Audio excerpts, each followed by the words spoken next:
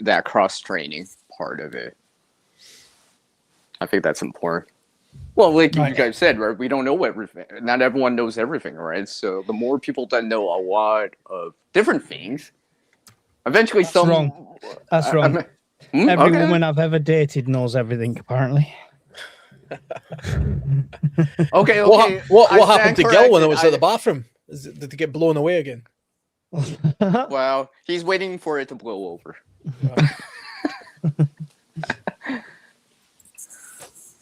Right, where are we up to? Mac or CAG? Ooh. Yes. Yeah, I never heard of Mac or CAG before. Mac's my initials. There you go. Yeah. Community assistance group. I assume they're similar to MAGs, right? That's what we're saying. Mm-hmm. Size very small, large, local based for most members. See, locally based. This is the thing what most people struggle with because prepping and survival is such a niche that for me to find 3 preppers on my street would be a miracle. Yeah. I went camping with Alan, who's like the other side of the country, and do stuff like that. And then we've got our community online. So this is what I was saying before. You can plan as much as you want, but if it all hits the fan tomorrow, the chances of me and Alan working together are slim to nil because we're so far apart. So whether you like it or not, your mag, your group, your community is right there around you. And you've got to make do with what you've got. I mean, really, if you're widely dispersed, kind of the way we are, it's really just a case of we're using each other for information for a particular area. For example, if something was going down in Sweden, for example, that I wanted to get the inside scoop on, Shadow's the man I would ask before just paying attention to the mainstream media. Likewise, if there was something going on in Mike's part of the world, it's good to sort of hear firsthand from somebody who's like-minded what's going on there. But it would have to definitely be community-based, because if everything went down tomorrow and we were all sort of spread to the wind, I mean, what's the chances of me meeting up with you, Mike, anytime soon? That would take a long time, even if we were networked to the point where we had agreed, okay, we're going to make our way to this point. It's going to take a bit of time to get there, and you're going to need assistance. You're going to need assistance to get to that point. And when it comes to places, we've got a Swede, a Scot, an Englishman, and a Canadian in this group, and an American who's blown away at the moment. But if World War III happened tomorrow, none of us are likely to actually physically meet each other. Well, yeah, we're like, see, who said earlier about we're like a village? We're like a virtual village. Yeah. The benefit of having that widespread network, though, it has its benefits as well, Alan, because if I was working in Glasgow, for example, and an EMP hit or a CME hit, I know people that I can reach, you know what I mean? Absolutely. So there's benefits, it swings and roundabouts. You're not all on my doorstep, but I travel the country a lot. It's and kind of we all know it's not going to hit the fan on a Sunday afternoon when we're all prepped up, ready. The car's full. We're sat there, feet up on the couch. That's not when it's going to hit. It's going to be when you're in the middle of doing something, halfway on holiday or something. On a Tuesday. Yeah. I mean, it's kind of like having a little cell, a little point of reference of if you happen to be in that particular area, that's a resource. Or somebody that you could potentially sort of make contact with. I mean, I can almost imagine in a sort of mad sort of world of SHTF where I'm on holiday in Sweden or something like that, and I find myself, the world goes to hell. I'm like, well, I do know at least one guy in Sweden. Maybe I can figure out where he is, and I can meet up with him. And if I was to meet up with Shadow, for example, we'll already, even though we've never met, we have a history and we know we're like-minded and we can help each other. So, I mean, to that point, either that or you'll walk away from his door with a spear sticking out your leg. Yeah, it depends how bad things have got. That's it. Or who's doing food. Yeah, or who's caused the emergency in the first place. It's true. The other thing. True. Actually, Alan, if that would happen, if you're visiting Sweden for a holiday, and things like that happen, just come to me and stay with us. Yeah, hey, absolutely. If you find yourself in Scotland and it goes to hell, you can sleep in my bathroom, no problem. And we joke and we say stuff like that, but remember when we were having them really bad CMEs and stuff like that? I was about to go up to visit her family in Scotland, and I genuinely sent a message to Brian in his inbox to say, if this all hits the fan once I'm up there, I'm going to have to come and tap you up for a few things because they're not prepped up there. You know, I'm not really saying I'm going to steal your stuff, but I'm going to be there. We're going to have to work together because I'm going to be in that area, not with all my stuff. Do you know, that's a real life thing though when it comes to the sort of mag community. Like I was saying earlier on before you came on, that because I'm kind of a bit of an outsider to the prepping community, and it's only been in the past year I've got involved with it. To me, getting involved in a mag, I'm not going to create one. I joined one. I joined yours. I joined yours through the Discord. I joined it through the community online, etc. And I'm fully aware of the fact that you have to sort of bring something to the table. And I've got more survival equipment than I would ever need, you know, even from a family point of view. If SHTF genuinely happened and you happen to be in Stirling and you needed stuff, you have a resource now. You know where I live, and it would be a case of, I've got all this stuff, and I would be readily available to give it to you as opposed to just a random stranger, because we already have that connection. To me, we're already part of the group. We're already part of the... And that plays out even without SHTF. Like if one of... I was in... When we came back from the last prepper meet, people know that my missus has a really bad skin condition, and the only thing that helped her was... what's it called? A triple antibiotic cream that you can get. Neosporin. That's it. And she was in a really bad way when we got back, and I ordered some, but it wasn't coming for 3 or 4 days. And then somebody on the group, on the Discord, said, I've got some. I'm this far away from you. I'll be there. And he drove down, dropped it off, and, you know, helping each other out even in peace times. Yeah, that's awesome. Yeah, I mean, so somebody's mentioning something on some of the chat there about certain types of groups, gardening groups and things like that. Here's the other thing. You can create a mag or one of these other sort of, you know, handles that you call it here, you know, Macs or CAGs or whatever. You can do it kind of by stealth. You can do it by... If I just went to a random group of gardeners who did allotments, for example, and says, look, I'm a survivalist. You guys are allotment people. I want your knowledge, and I'll give you some of my knowledge. Let's create a mag together. They probably think I'm out of my mind, and they want nothing to do with me. Maybe that's not the way to go. That's not the way to go. But the way to do it would be to become more involved with what it is they're doing, to become interested in the allotment side of it, and you know, become part of that group, and then introduce to them the kind of hobbies and interests that you have and the skills that you have, which is separate from that. And then over a period of natural conversation and natural integration, you're already forming a mag. You're forming it by default.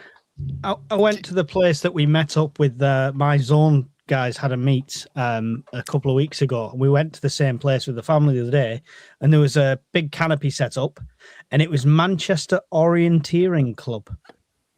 And they were going there, they were getting maps, and they were finding themselves around and stuff like that. And I thought, that's really cool, because that's learning map reading. It's a key skill. But you don't even think... I'd never heard of an orienteering club. I never even thought it was a thing until I saw it. Yeah. I mean, orienteering clubs, hiking clubs, walking groups, running groups. You've got gardening allotments. I mean, there are lots of groups of people. This is the one thing that Facebook still has a value for, in my opinion. It still has group as well. It still has group pages, martial arts. Those kind of groups as well. And you can pick out 5 or 6 very particular skilled groups that you think, okay, that's a skill that's worth having, and it's close to my local area. I'm going to become involved in it. And then you're already networking yourself. It could be the case that you, as an individual, okay, you go on a hiking group once a month. You meet up with your martial arts group once a week because you're interested in that. You do a gardening group once a month. You're involved in 3 or 4 different groups, and the only thing that's separate from you, as opposed to all these people, is you're the single person. You're the person that's networking them all together. All these people aren't aware of each other. But then when SHTF happens, you're the point of contact for all these groups, and you're the one that can easily network them all together. You know, so you're the person who's weaving it together. I mean, that It doesn't mean you're de facto the leader. It simply just means that you have identified Yes, it useful does. groups in your area and you can sort of bring it together. Yes, Okay, it does. okay. Mike wants to be the boss. Okay, everyone. Mike wants to be boss. That's what he said earlier. Yeah. Can I add in something, because I think what Alan Yeah, is saying sure, is, sure. if you think about it, right, that's the way I would. Well, I am doing it like that, right? I'm connecting with people that have similar interests. Let's just say, like gardening, for example, right? So I'm meeting these different gardeners around, right? Just to get my foot in the door a little, right? Not necessarily, oh, hey, we're eating dinner next week. It's not quite like that, or but just talking about it and just opening up to it, right? And just starting the lines of communication, right? You got to start somewhere, right? It's not like I'm just gonna go out and be like, hey, I'm prepping for this. Do you want to join me? That might not fly so well initially, right? Because you don't want to scare people off, right? You don't want to, and stuff like that. It's like, I don't know, right? So like something common ground, I guess, right? Where they can relate to it and stuff like that. It can be, you could be starting a seed exchange, for example, right? I guess that is a popular thing too, right? Seed exchange, right? So you're already exchanging like resources, knowledge, even before anything happens, right? Before any SHTF or emergency, or hey, there's something happening in the neighborhood or whatever happens, right? And Yeah. because you've already come together or met each other beforehand, it's not like, who's this, right? Because if you think about when you see someone you don't know, it's like some people can be hesitant. And it's like, are they an introvert? I don't. Are they don't like me? You don't know that, right? But if you've already talked to people, you've already passed by that initial part of it. I I guess. think you'll find a lot when it comes to survival. Look, I feel like I'm peeking over the top of this name here. Hello. When it comes to survival, I think a lot of them social barriers will disappear very quickly. It's like, shy people will have died in the first week. Is what I would say. And if you've got social anxiety and that's going to stop you joining a group and surviving, that's all well and good right now in peace times, but in SHTF, that's your death sentence. I think a lot of these social, I don't want to really belittle anyone who's got them, because I know people who have them, but they're social like crutches that people use, like, oh, I can't go and do that because I've got anxiety. I can't do this because I've got anxiety. I can't do this because I've got anxiety. They're not going to last 2 minutes in SHTF. Or they're going to have to get over them. Yeah, exactly. And that's what we had to do. Like, that's what my generation had to do as kids. I can't go to school. I'm anxious. You go to school, you get a kick up the fucking ass. That's what you get. I mean, I think what we're talking about is the social construction of a lot of people. A lot of people think they have these various issues and stuff like that. But that's purely because we live in a time of prosperity and easiness, and you need to, if you want to feel a little bit different or get along, you have these very socialist constructed things that would all fall by the wayside in a genuine SHTF type situation. Yeah. People who genuinely have these problems might find it difficult or hard. For all those people who are just LARPing, who are like, oh yeah, I'm socially anxious and all, I've got whatever condition. Yeah, you're soon going to get the reality kick up the arse, which will either make you adapt to the situation you're in now or not. And that adjustment will be fast and quick. I think, and that has been the case. If you look at present conflicts, if you pay attention to certain communities in the world, I pay a little bit of attention to what's going on in Ukraine, and suddenly, the people in those communities in the eastern side of Ukraine, they don't have these problems. Let's put it that way. Because the hard reality of, okay, you've got some bloody Russians invading you right now, step up to the mark. Suddenly that's got a way of changing the opinions of the social construct for a lot of the problems that our modern society has. Yeah. I think what CR was when he's talking about gardening and stuff for like a mutual assistance community or community assistance group, a lot of these will form not so much around disasters, but around just helping each other out. Community gardens. There are community things that are run by community organizations, like for gardening classes, art classes, night schools for adults to learn new things. Mhm. People that goes to those will start forming their own community assistance group, find those that live in their area, just so they have socialization and so they can learn skills that they don't want to have to go pay for at a school, but they find out, oh, this person knows this. I can learn this from them and I can teach them that. And this guy over here knows this. I always wanted to learn how to blow glass or do something. And they'll learn things and they will become not a prepper community, but an aid community or assistance community where they're helping each other learn things. And this, I think, is probably going to be the backbone of a lot of survival right here is the MAC or the CAG. Because this is they're going to start doing things just for life. Not worrying about disasters. And then when a disaster happens, like flooding or a neighborhood flooding or whatever, hey, who are the first ones out there before the city comes out with it or the fire department? These guys are coming out helping each other. And this, I think, is going to be probably the backbone of a group you want to be part of. You've got to remember, forming a group is not the difficult thing. Because we live in a society where a lot of people are a bit mindless to these kind of realities. They don't really see what's coming ahead of them. Right. They're entirely dependent on the system or somebody coming to their aid. If a natural disaster happened tomorrow, you would find a whole bunch of people wandering around like headless chickens. Eventually, they would form into a little huddle, and they would be a group. And what they're looking for is somebody to sort of stand up and say, okay, this is what we're doing. They actually want somebody to take charge and take control and tell them what to do, because they need that. That's what they're used to having in a modern society. So that's not difficult. What we're talking about here just now is preempting that. We're talking about actually forming a group before the problem happens, which is that's the whole point of survivalism or prepping. Proactive. It's be proactively looking far enough ahead to try and put ourselves in the best place possible to form a group that isn't just mindless, headless people who want a leader and to be told what to do. We actually want actively involved people who bring something to the table. That's the tricky thing. Yeah. And like we've already alluded to, if we simply put it's okay for us of like-minded people on the internet to say this is what we would do, and as a group we would all sort of huddle together and do this.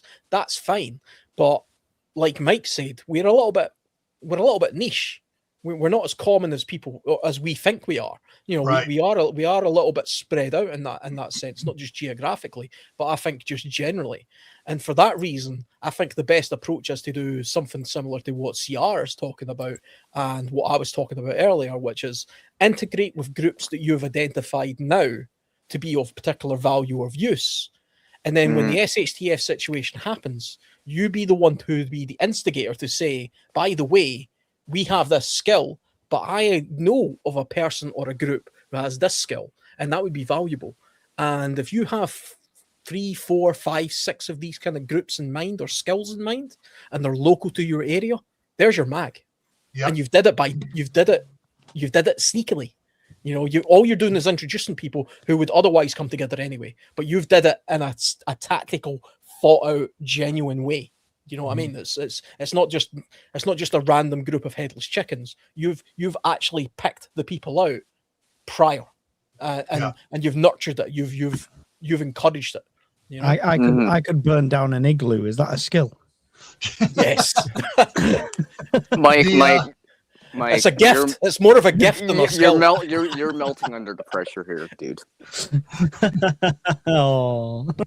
And one thing you need to remember is back in California, there in Martinez, they have on Saturdays during the summertime, they have the Peddlers Fair, which is more than just a Peddlers Fair. And on Sundays, they have the farmers market. But you'll see people who are skilled in leather working or woodworking, have their little booth set it up, and you'll see the ones that have skills and learning skills are connecting at the Peddlers Fair. And whoa, Sunday, who's back there again for the farmers market? The same, connecting with different farmers and different things. There was one farmer's booth there that all they did was they had olive orchards, and they did olive oils, and they had all these different type of um, um, olive oils that had stuff added to it already, and seasoned oils and stuff. And it was all cold pressed oil. They were open to what they did, and they actually were having classes offering at a different time to teach people how to do oil, how to do olive oil, how to press it. And then then we had the Vianos vineyards who were teaching people how to raise grapes and stuff in their own yards and stuff, and how to make their own grape juice or wines for their own little cells. Yeah, their business was making wines, but they were teaching other people how to do it small scale just for themselves. And what they do, they developed a following that, the people know how to make the wines now, but Vianos has this better Marlot. I can't do a Marlot, but I'll go buy the Marlot from them and I'll make whatever it is that I can make on my own. And they start connecting, and the community ties together for little skills, like you were saying there, Alan, about connecting different groups together. And all of a sudden you'll find out that some of these groups you're connecting together, people in those groups know each other already. And that'll bring a tighter group together with people sharing skills beforehand. Yeah. I mean, if you conscientiously network a particular group of people together, and you do it with purpose and you do it with meaning, you're going to get a lot further than just hoping that this naturally comes together. And it's far better to have a group of people based on a connection, a personal connection to begin with. Now, that's, for the most part, that's probably people who you work with. Now, I can look at the people I work with, and I work with a couple of hundred people. I can identify maybe 6, 7, or 8 people in that group who have a particular interest or skill, and I'm relatively friendly with, and I have that personal connection with them. So there's a possibility of including them in my mag should I need one.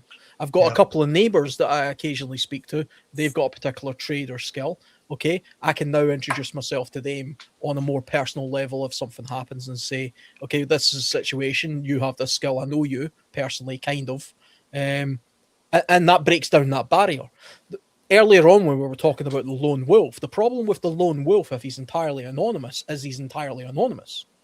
And so if that person knows that they're completely outside of that group and they have no connection and no way of getting anything back to you, there's nothing stopping that person taking advantage of a situation.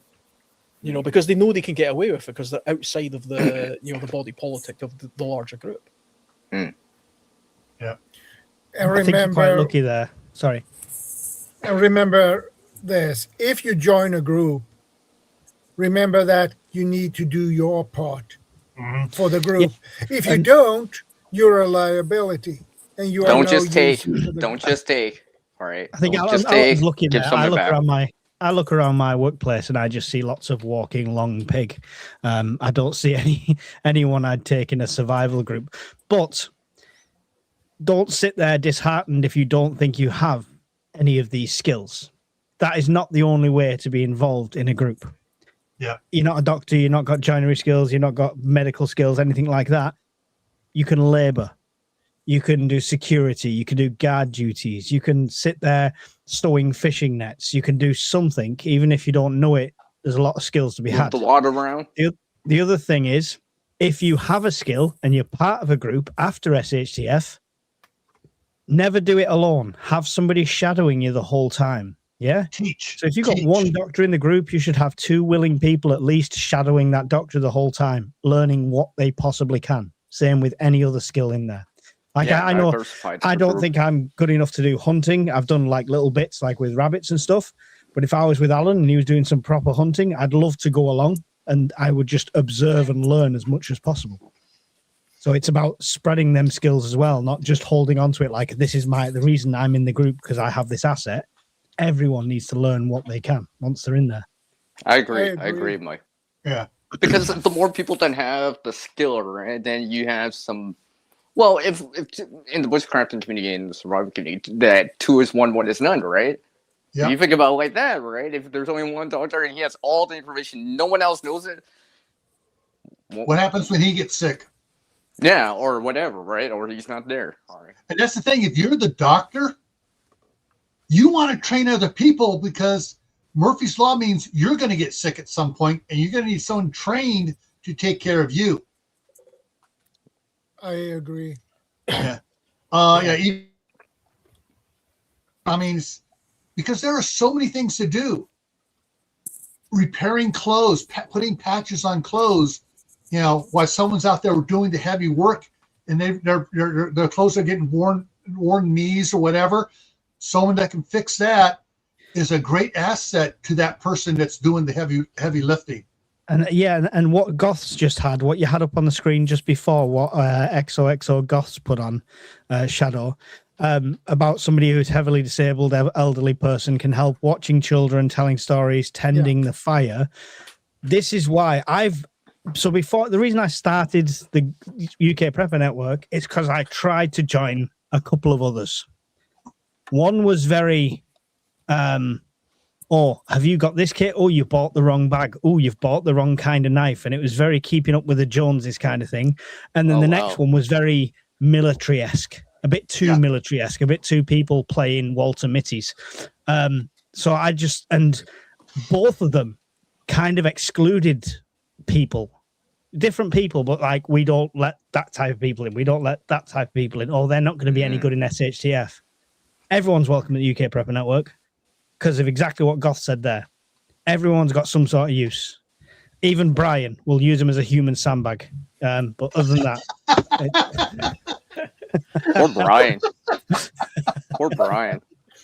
Simply just Krista has a question here. What about the vulnerable in any society? Are you not willing to take care of them since many don't provide these skills you mentioned? As I say, they can provide some sort of use. Now, it depends how vulnerable they are, right? At the end of the day, if they're heavily reliant on medications and stuff like that, and they're in a care home or something like that, chances are they're not going to make it very far through an SHTF. It's the brutal truth to it. If you're depending on any sort of refrigerated medication, any sort of just-in-time medication, stuff like that, you're going to really struggle. However, like old people, anyone who can't walk far and stuff like that, there's still going to be ways they can help out, and they can. And don't forget, as long as these people are compos mentis, they have, my brother is blind and autistic, needs 24/7 care. Yeah, I mean, obviously that's like the extreme scenario, and that would be down to the individual's family and stuff like that. Yeah, I wouldn't exclude people like that. They wouldn't come alone. Obviously, they'd have family with them, and their family would do their bit. Yeah, but it depends. There's always going to be something somebody can do. My brother's very high on the spectrum. Socially, you couldn't put him in any situation, but he would have something to do. If you put him in a room with some pens and making maps or anything like that, he'd just thrive doing that. So I think excluding people is the wrong way about it. Knowledge, even old people who can't walk, can't do anything else, still hold knowledge that we can use. Yeah, I definitely agree with you, Mike. It's like to answer Krista here. My oldest grandson is on the spectrum, and he's considered nonverbal communication, but he's slowly learning to communicate. And what can he do? He can keep an eye out for things. Mm-hmm. He can keep it, be looking and saying, and when he sees something wrong, he can say something. Those are things he can be trained to do. It's one of those things that, you find what people can do and put them to use doing that. Well, she just said there, my brother's really good at doing repetitive tasks and can play the piano. I peel potatoes. Entertainment. Entertainment. Yeah, there's three different things there easily. Anything repetitive and stuff like that. Repetitive tasks are the things that other people don't want to do. So perfect. And to the answer to the previous question to that, it's all going to be community based.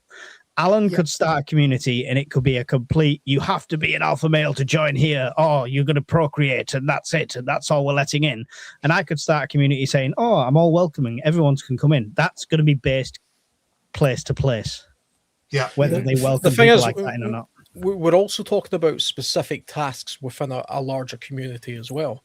Now, a community of people are going to have varying skills and attributes and levels of cohesion or levels of use. You know, if we genuinely, we're not Spartans here. We're not talking about a Sparta community where every single person's a bloody warrior and you have to be of a certain age group and standard in order to be able to move forward and do whatever. You're going to have elderly people. You're going to have what use is a baby? A baby has no use whatsoever, apart from the fact that that becomes the future of your entire society. You know, what use is a disabled person? Well, a disabled person is the relative of a person who's not disabled, presumably. And if they're part of that family in that community, well, then that's what they're bringing to the table as well. Now, Yeah. I could boast, I could lay out my list. Let's imagine we're something's happened and we're all in a sort of audition here to join a mag right now, and I'm trying to convince you guys that I should join your community, and you're vetting me right now, and I say, well, you know, I don't trust guys, his accent, guys. I don't trust his accent. Let's not Well, let him in. yeah. Oh, you guys are the ones with the accents, not me. I don't know what that's all about. But I could sit here and say, well, I'm this, you know, I'm a survivalist, I'm a hunter, and I've got this skill, and I do this, and all blah, blah, blah, blah. But also, let's say I've got a son who's in a coma. I don't, by the way, but just as an example, let's say I've got a son who's, he can't do anything at all, nothing at all, has zero, can't contribute a thing. But he's important to me. So you don't get me if you don't get him. But the care of that person falls on me initially. Yeah. And then if I become part of that community and I bring something to it that's of value, then I think I deserve a little bit of shared, a bit of shared sort of care from the rest of that community for the more vulnerable parts of our community. And that's a humane society. Yeah, which is what we want. But the other brutal side of that, to take it on the other foot and play devil's advocate for a second, is if that's somebody who needs medication's a finite resource. Do you then as a community elect to use up that medication on that person who is also not a major contributor? Yeah. These are the difficult questions. Yeah, But, that's definitely the hard rock place. A question like that, though, I mean, we're talking about hypotheticals now, but let's say, for example, I've got a diabetic child, right? Type 1 diabetes, he needs insulin. And you guys are a group of 50, and you have, for some reason, a bunch of insulin, right? So you've got a stockpile of it. And I'm trying to convince my way into the group because I feel I can bring something to the group, but I also need that insulin. And you guys are thinking, okay, yeah, we bring this guy into the group, he's going to bring X, Y, and Z, but he's also going to run through our insulin pretty quickly because he's got a child that's dependent on it. And, you know, we've got one other person in the group that's got diabetes, and we think, you know, he's probably more valuable. I think we're going to exclude that person. Sorry, we feel your pain, but the answer is no. Yeah. That's fine. I tell you what, though, now I know you've got insulin, and my entire life at that moment in time is going to be about, well, fuck that group. I'm going to do everything possible to get that insulin. I don't care about anything about you guys. But that's You've made an enemy. Yeah. If you're being vetted into the group, they're not going to tell you they got all this insulin. So you're not going to know they have all this insulin. Yeah, I knew we operational shouldn't have security. flown that flag that says we have thousands of insulin in here. It was a big mistake. I knew it. Yeah. One of the things, though, you touch on something you guys have been kind of touching on a little bit here.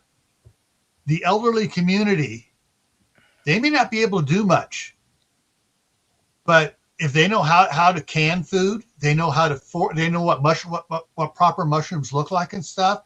They can teach and supervise processes going on. Oh, yeah. They have the skill Knowledge, to do it, but they yeah. no longer have the ability, but they got the mental acuity for it. Hey, there's a teacher you need, and they need to be put to work teaching. That's a good point, Gil, because it could be, let's say your elderly grandma that has arthritis in her hands, so she can't knit or sew or do any of it, but she knows how to do it, and it can explain it to you, and you can follow along, and she can, be like, oh yes, you're doing it correctly, and Yeah. pass Well, that skill along. to next generation. Worst case scenario, my cabin needs a draft excluder. Lie down there, Grandma. You know, from a survivalist point of view, the kind of communities that I pay attention to, I pay a lot of attention reading up on small indigenous communities and the likes. The communities, or the cultures rather, more so culture rather than community, who value elders as a main focus of their community are, to my mind, the more prosperous. They're the most, they're in a microcosm, but they have the most to offer. And it's only, sadly, for whatever reason, Western communities, whether it be in North America, most of Europe, the UK, and countries that are associated with basically Europeans. It's actually, Americans are basically Europeans. Sorry, guys, you're really just a colony. But wow, that doesn't include me. You've inherited this problem of we exclude our elders. We look down on them. You get to a certain age and you get put in a care home and you get ignored by the grandchildren. And that's a symptom of our society that's done that for some reason. But if you look at indigenous groups throughout the world, whether they be the Sami or the Aborigines or the Native Americans, they valued their elders. They're revered. They're revered. For some reason, we don't do that in our culture. I genuinely don't know why we moved away from that, because in the pagan days, we did do that, and then we moved away. It could be religious that's caused that. You know, the laziness. It could be something. Do you know? Do you want me to tell you what's caused that? So people were revered because they're old and they've gained knowledge, right? And wisdom. Wisdom comes with age. We all know this, all right? Well, for some of them. Now, everyone coming up has Google, has the internet at their fingertips, and they think they know nothing. Nothing granddad or grandma can teach me. I can't Google and look on YouTube is their thought path. So they've suddenly become, it's more redundant. It's like I used to sit around and I could listen to my granddad before he passed, talk about the war. He's taught me sign language. He taught me German. He taught me all sorts of different skills. I said the war and then said he taught me German. I should mention he was on the Allies side. He wasn't German. But he taught me so much. And just through sitting there listening to him, stories, things like that. But the generation come up now, they've got a 7-second attention span before they want to scroll on to the next video. As long as Grandad can get his point across in 30 seconds or less, they'll be all right. There's no patience. There's no value for them anymore. That's why. Yeah, I think they're lazy about gaining knowledge. I think it's deeper than that, though. I think we've had the problem of excluding the elderly long before the introduction of smartphones or the internet. I think that's a societal or a cultural marker of Western society, European Western society. And when I say European, I also mean North American, because it's basically the same. So Australians, for example, are exactly the same, but the Aborigine Australians are not the same, because they still value their way of doing it, which is Indians, for example, in India. They still genuinely value a sort of a system where the elderly are more revered and they have more value in the community. Japan very much so still has this in their community, and they're better for it. I think they're better for it, in my opinion. Yeah. One of the things on that, Alan, is that in Western society, we've gotten into the trap of greed. All right, they're not making me any money. I need to make money. I need to keep up with the Joneses, and my grandparents aren't helping me. So I don't need to take care of them. I need to take care of getting money. I think that's part of the problem. Yeah.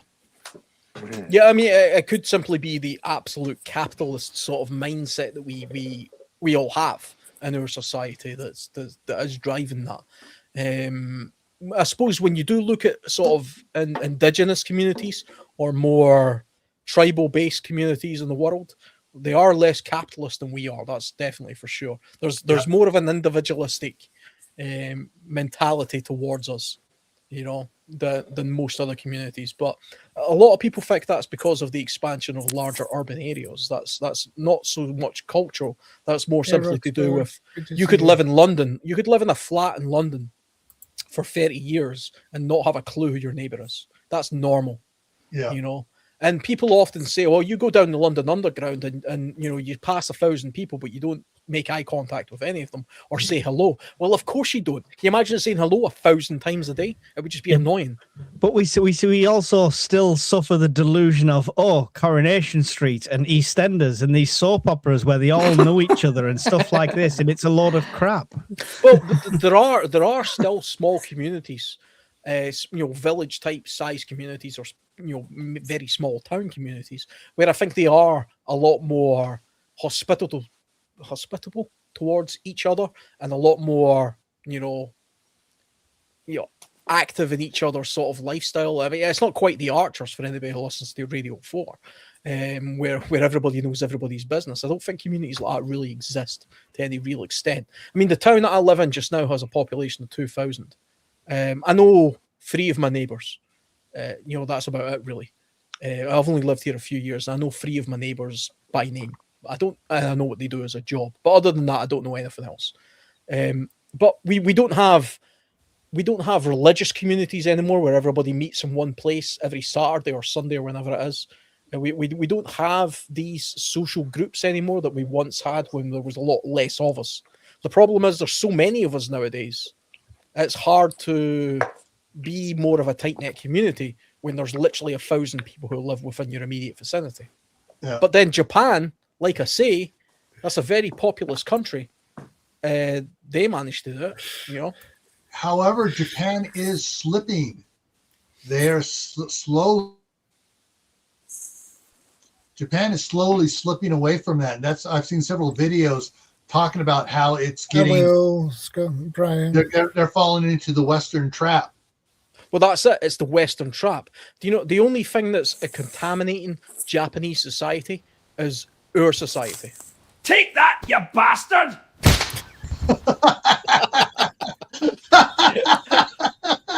That's for mocking her accent earlier.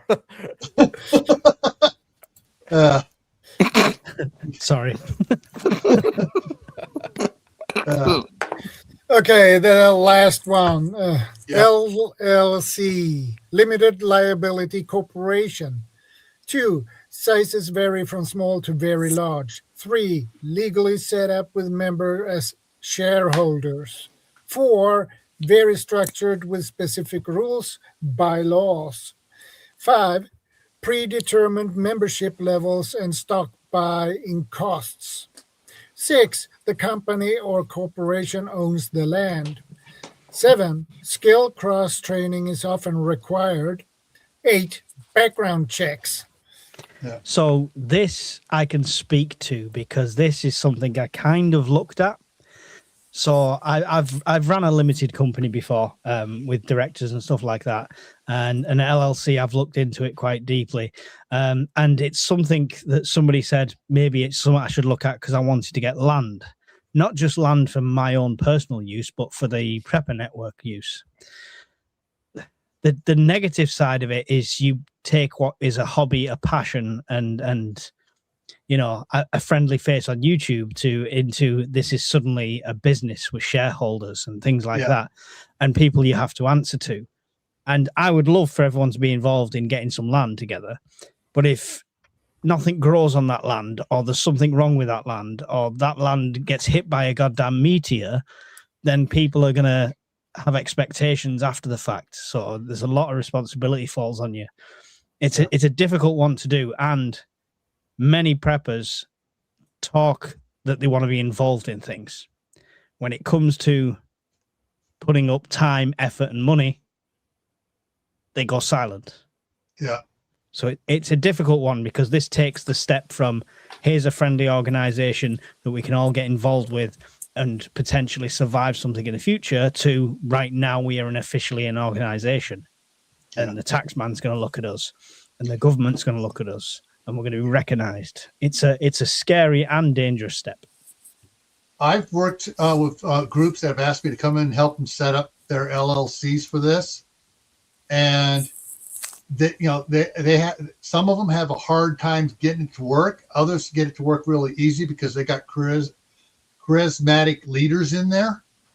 And they let people know, it's all right, you want to join us. Yeah, you spend one Saturday a month we have meetings, and during the summertime, there is going to be one weekend a month during the summertime where everybody has to come out to the property and work. That's part of it. You don't come out and you don't work, you get kicked out and you lose. And there's a penalty of shares that you lose when you get kicked out. Some, like I said, some of them will work real well. Others are really struggling to get along. It has to do with the mindset of the people willing to join them and willing to do what they're going to do. And it's that dishing out of the punishment side of things that you're talking about that it's kind of puts me off. And people put me off by saying it's also my reputation on the line. If people invest in me, say let's say collectively as a group we raised, I don't know, 70,000 pounds, and I struggled to find a decent piece of land for that, so we ended up with not the best piece of land at 50-60 grand kind of thing. Then that onus falls on me, and then or that we don't find land at all, and then people start saying, oh well, I've put money into it and there's no land because you've not got enough investors or what have you. There's so much on there, and it's so easy to get a bad reputation. People think, oh, he's just after our money. Well, it's not the case. So this is why I've not followed it through with that, because as much as I've had people message me going, I'd like to be involved, I will give you X amount of money, etc., and do all this, there's not enough of them to make it a viable option. Yeah. Most of the ones that I've worked with that have actually worked were already an established MAG unit, or something where they had like 50, 60 members already. And they were, and so they had a already existing formula, but they didn't have land. And that's why they formed the LLC, is so they could buy the land. You have 50, 60 people coming in, and then they start to buy the land. And to do that, those are the ones that work better than the ones that are just trying to start an LLC first and then get people to join. Oh yeah, but we've got 400 plus people on the UK Prepper Network, and 25% of them are like, oh yeah, I really want to do this, I really want to be involved. And then you say like, oh, do you want a patch for £7? They're like, oh no, it's a bit expensive that. I'm like, well, how are you going to put 10 grand into land? Shut up. Yeah. Get out. That's a good. But that's the thing is, you got to have a group that's going to actually be behind it. Like you said, your network is across the UK. Most of these are ones where they're actually already meeting together, every month or every other month. Yeah, and I think that's what it ended up being. So we've got like zones. If a bunch of people from Zone 3, for example, got together and there was 10 of them, and they could get some land together, brilliant. And that would probably work better because they're all in a proximity. It's difficult for me to get somebody in London to invest in some land that I want on the border of Scotland, because they're not going to see that benefit. Yeah. So it's difficult. And that's the thing is for these. Some of these work really well. Some of them don't. And it's the structure behind it is you see, everything is set up and drawn up beforehand before anybody joins into it. Even if you have an existing organization already, everybody votes on, does it, and then they join into it by whatever they can afford to come into it. One of the ones I helped set up, they had 280 acres. And there was some old farm. There was an old farm. There were buildings on it and stuff. And so the first thing they did was, as they set up, you put in so much, you get one of these different levels. The beginning level would get you a spot to set up a tent. A little bit more, give you a spot that had for parking an RV that actually had a hookup for RV. And as you went up the line, you got different things. And one of the levels there is, okay, you get this area here to bring in a modular home, to set a modular home up on it. And so they had it set up, and that one I'm not going to say where they're at, but that one's still going strong, and they've quadrupled the size of it, and they bought neighboring land around them. But they also had a very charismatic leader who was devoted to it, and he did a lot of stuff, and he goes, okay, my time's done. He goes, my time's done. Somebody else run for it. And he stepped back and he coached the new leader. You're trying to say I'm not a charismatic leader, Gil? Is that what you're No, saying? no, I'm saying this is what happens here with this group I worked with, and it's like No. and You they are, kept Mike. on- they You kept are. trying to get me to join. I go, sorry, you're in an area I don't want to go to. I will help you, but I don't want to go there. I think having the land initially is the way to do it more than anything else. Like I keep joking on videos, and it's half a joke and half hoping somebody will spot it. But if somebody joined the network who already had like, oh, I've already got 20 acres of scrap land in Dumfries and Galloway that's not being used, and then they wanted to be involved, so suddenly you've got your head start right there. Yeah. So, but it's starting from scratch with no land, trying to raise the funds to do so through that LLC is always going to be like nails against a chalkboard, I would say. I mean, it depends. It depends what you want this land for. I mean, what's the purpose of this land, and that's very specific for wherever Mike's mansion. Nobody welcome. Yeah, I mean, it depends on where you happen to be in the world, really. Because I mean, from my point of view, I mean, in the US, you've got BLM land, so you can do a lot on there. From what I understand, it doesn't require any kind of, you don't need to own it in order to go in there and set up a camp for a period of time or even do some hunting.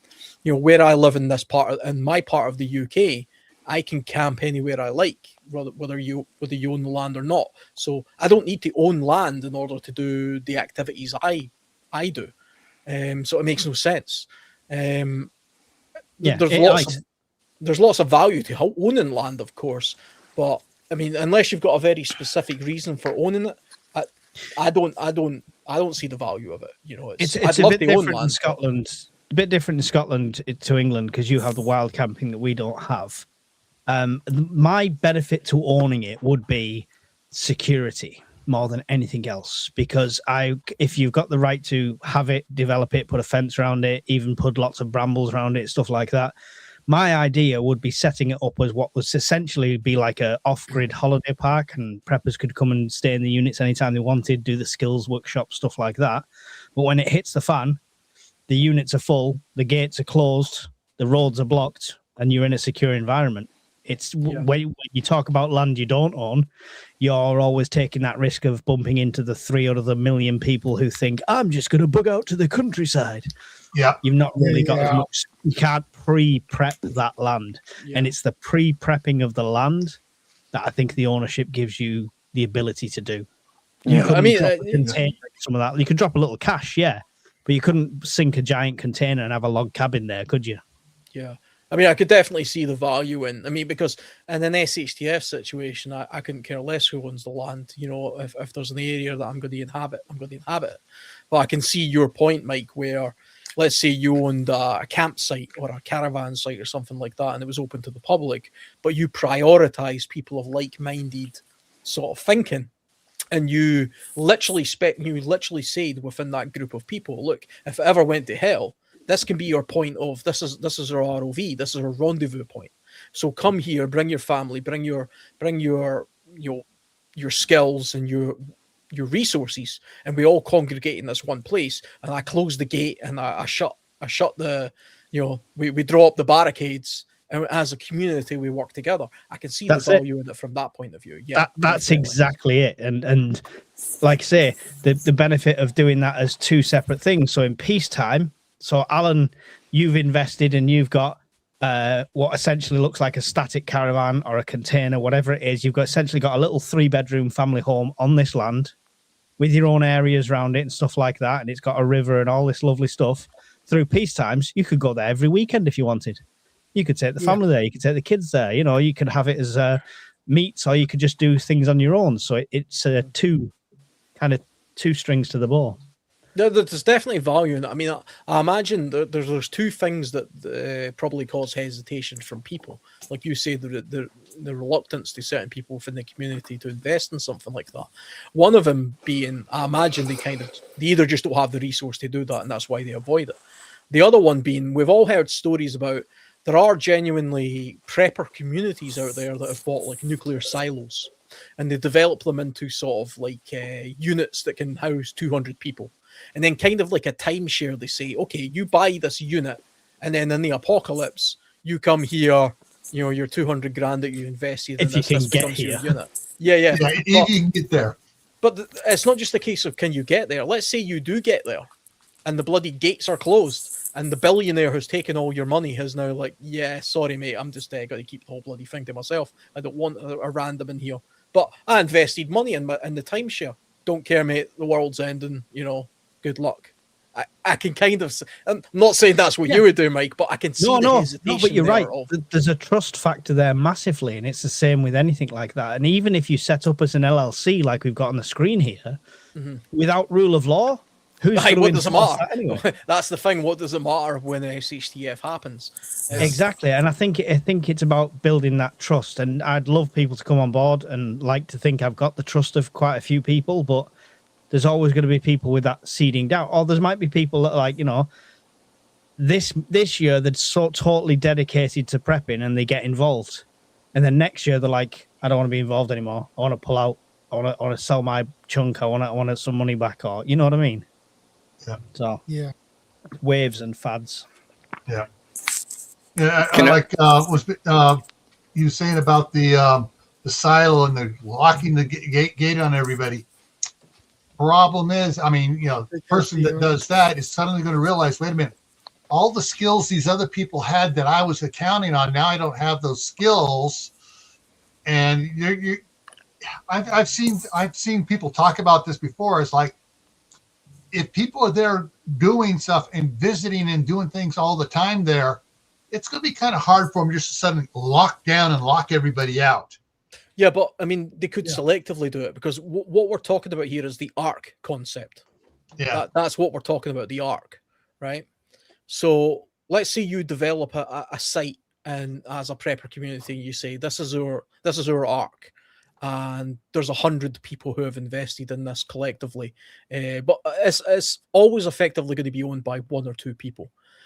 That person who owns it is effectively the gatekeeper of that place, and everything else is just based on contract. Now, that person makes close friendships with, say, 10 people out of the 100, right? And then SHTF happens, he's going to allow the 10 people in, and all the other resources and that and things there are now you cut the other 90 people off. But again, and that's based on what they think they can do. If the guy that's coming in is bigger and scarier and more well armed than you, then you might not be cutting them off. They might be cutting you off. With the land issue, with somebody owning it individually, I always said if I went down the route of that, I would put the land in a deed in a trust name under the group's name. Yeah. So it would be like, it's almost like when you get companies that are employee owned, the land would be owned by the group as essentially as a trust. So it can never be sold on as a private individual. Right. And that's like with the LLC. You know, the land is owned by the corporation, not by an individual. Mm-hmm. You can do the same with a trust. Yeah, you can do the land. You can do a land trust, an S corp. Yeah.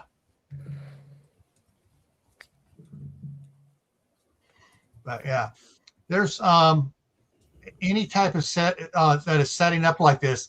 The odds of having a bad actor doing that involved in something this big is very, very low, because if they're involved in it, they already realize, wait a minute, I need as many people in here with as many skills, and I don't want to cut. He's not going to want to cut anybody out, because they know they need more people, and they'll always need more people than they can actually get, specifically for a gene pool.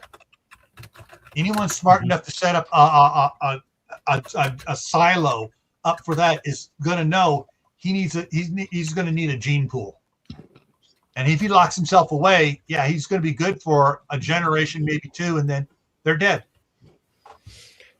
Yeah, I mean, I'm only sort of like thinking that you guys seen the movie Homestead? What was no? I've heard about it. I haven't. I can't see it. Was it on Netflix or something? I think so. Yeah, I couldn't remember the name. I will not watch anything on Netflix. I couldn't remember the name of it, so I quickly looked up. It's called Homestead. Yeah. and that's effectively a post-apocalyptic type drama of a situation that we're kind of talking about here, where somebody who's got a lot of money has a big house and lots of land, and what they did is he employed preppers and ex-military people to effectively, in an emergency situation, they would all congregate to that one area, and then they would set up a micro community. And that's what happens. An emergency happens, and all these preppers congregate in one place. But what you also find was, in this movie, you ended up with a bunch of people outside the gates wanting to get in. And these preppers were sort of holding them back, saying, no, you can't contribute enough, and you're not part of the group, go to hell. And the whole premise of the movie was, who should we let in and who should we not let in? It's a Christian movie, so eventually, spoiler alert here, they kind of let everybody in eventually. And there's a series now as well. Yeah, well, is it really? Yes, it was a good film actually, but they let everybody in, and those people end up having more value than what was otherwise, portrayed. Personally, that to me, that's kind of open borders, and I don't think it would really work. But I see the argument, I can see the point of it. And that's also highlights the danger, though, of this idea that a bunch of preppers can get in one place and say we'll have this community and we'll control it, because you're going to have outside influences. They backtrack on that open borders policy into the series, Alan. So you're aware. The gates become closed, but it's not Netflix skill. It's Amazon Video or Angel Studios that produce it, so you can see it on either of them. Yeah. So, great actor in it. That guy, what's his name? Neil or something. Always recognize me. He's got white hair. I can never remember. Yeah, he was in the Tulsa King as well. He's a fantastic actor. Really good actor.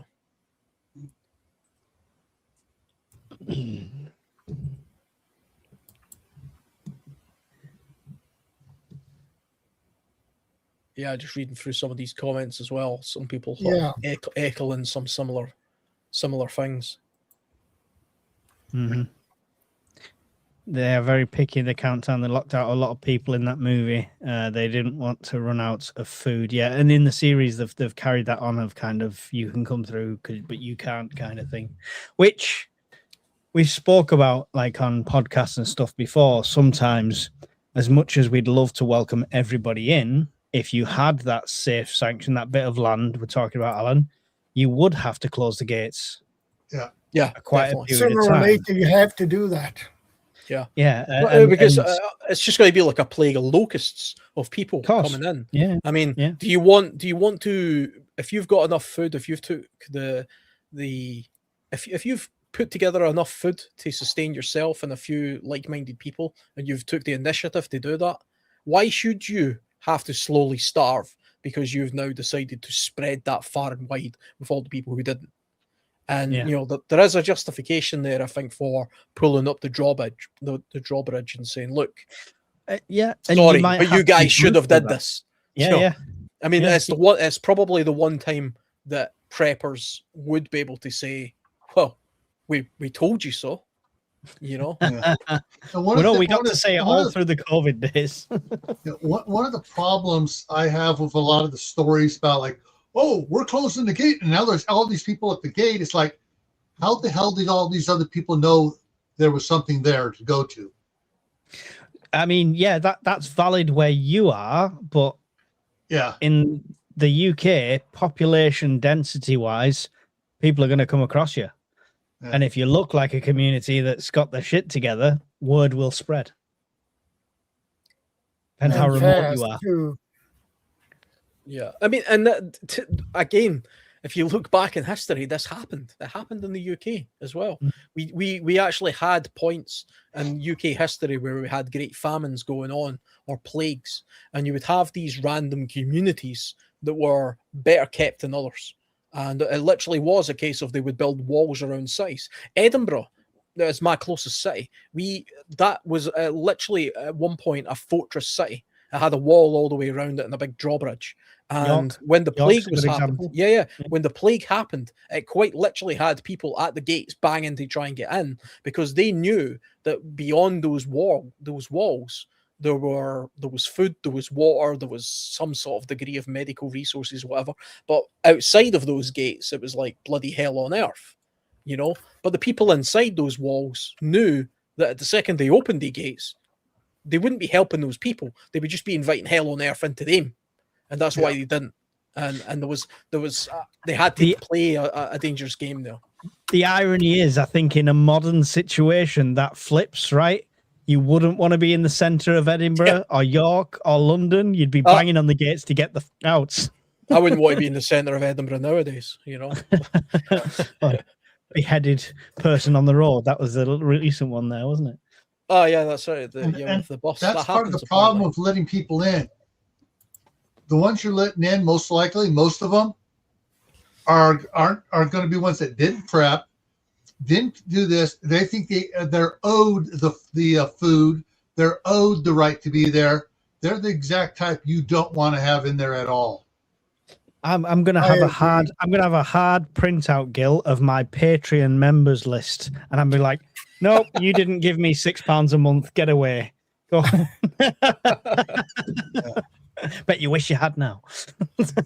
There's, and it's just, there's going to be a cold hard fact with a lot of groups that are out there. Once they set up, anyone trying to get in, they're going to be looked at as these guys are going to kill us because they're taking our food away from us, and they're too lazy to help grow food. So yeah, they're going to wind up killing us. So either we keep them out and we stay alive, or we let them in and we all die. Yeah, and 90% of the population is going to be this whining, entitled, somebody needs to feed me, somebody needs to give me water, somebody needs to look after me, somebody else needs to save me. People. Yeah. And that's going to try and project onto you, people, communities that are ready. Yeah. And it's a hard fact, at least I know here in the United States, it's going to be a hard fact that anyone trying to get in is going to take a dirt nap. Yeah, it's not far from the truth here as well. Yeah. Just to think that the UK is not armed in any way would be delusional. And I know there's a lot of shotguns and other things around over there. It's not just that. You're talking about people of a prepared mindset. Even if you do take firearms out of the equation, you're talking about people that are trained in proficiency with other things. Yeah. Bows and arrows. Turn around to me and say, "Oh well, you've put yourself on YouTube, so if it hits the fan, I'm just going to come and find you and take your beans. What are you going to do about it?" Like, all right, yeah. I tell you what, the sword and the shield went a long way for a very long time in human history, especially in these islands. Yeah. So, and Britain had a great weapon called the longbow. Yeah. Oh yeah, that's kick the crap out of the French. That weapon. I like longbows. 2 fingers. I tried a 60-pound longbow. I could pull that easily, but I tried a 120-pound. Oh boy, I couldn't even pull that one. Yeah. Nice. I mean, it's like I say, you're talking about the people that survive these things comfortably and have resources are already trained. Chances are me and Alan can swing an axe better than the average Joe, just because we do it, just because we've cut wood and stuff like that. So if it came to a knife fight, then you're picking a fight with a community that have all got experience in handling things like that. So you just, some people are delusional. I mean, it's like my daughter. She was the president of the fencing club at the university she went to. And so, she's well trained on that. Yeah. I taught in my early 20s. I taught at the local college and at the police academy for defensive tactics and firearms. So there's a lot. And then of course, as a scoutmaster, I taught all the scouts how to shoot rifle, shotgun, archery, tomahawk throwing, knife throwing.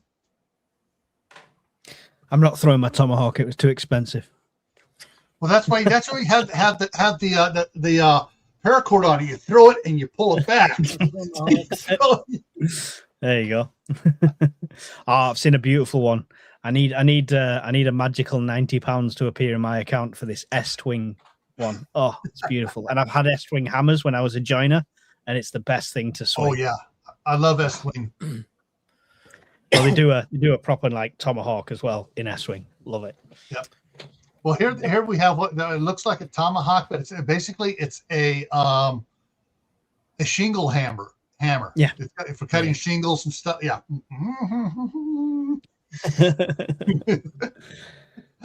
Choppy chop.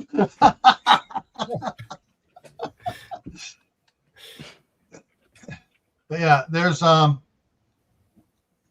and that's one of the things that I try to get across to people. You know, I'll end a lot of my videos and live streams with keep adding to your preps, water, food, medicine, clothing, et cetera, et cetera. Learn a new skill every month. Doesn't have to, there's all sorts of skills you can learn, including self-defense skills. Or attempt to. Attempt to, yeah. Feed the skills that you already have, because skill fade is a big thing. I find myself thinking, oh, I know how to do that, but I've not done it for years. I wonder how proficient I am at it now. And then when I go into the woods and I go and practice that skill, I realize I'm pretty rusty.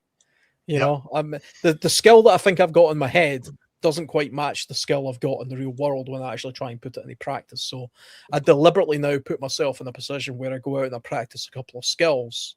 Well, if you have that I just haven't done practiced for a while.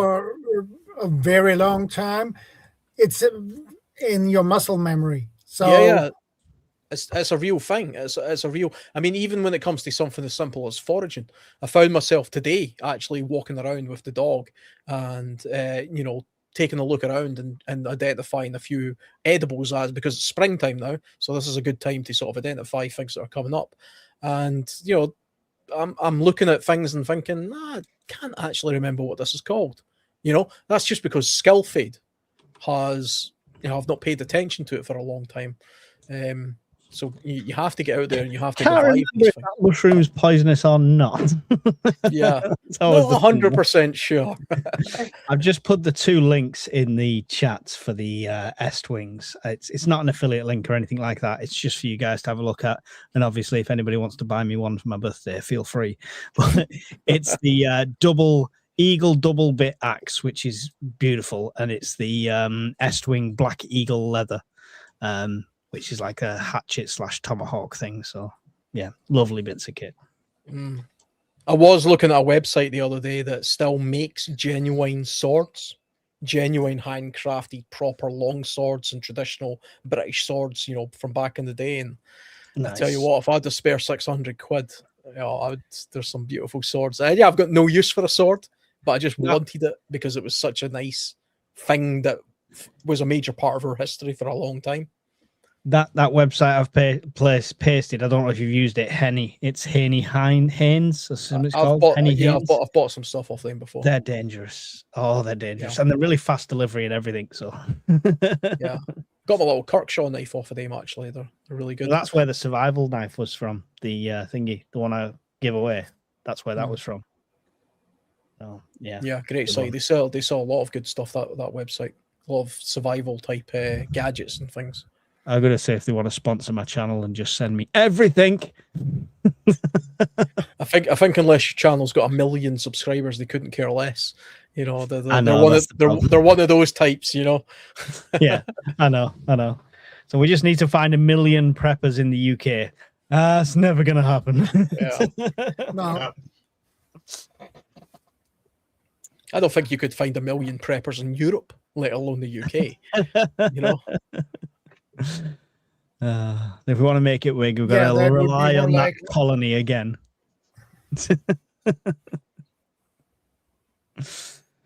Oh dear. No, it's with this subject, I'd love to know, you might have already done it at the start, who's got something in place they think ready for a mag situation, or who might end up being a lone wolf through circumstance. I mean, earlier on when we were talking about it, it came down to terminology again. I think we kind of all agreed a lone wolf, to our mind, is the kind of hermit in the the house or the cabin who wants no contact or interaction with anybody whatsoever and is completely isolated. And that person eventually is going to fall foul to his own demise. Yeah, in a short period in of time. that context, but I would also argue that a lone wolf could be a victim of circumstance.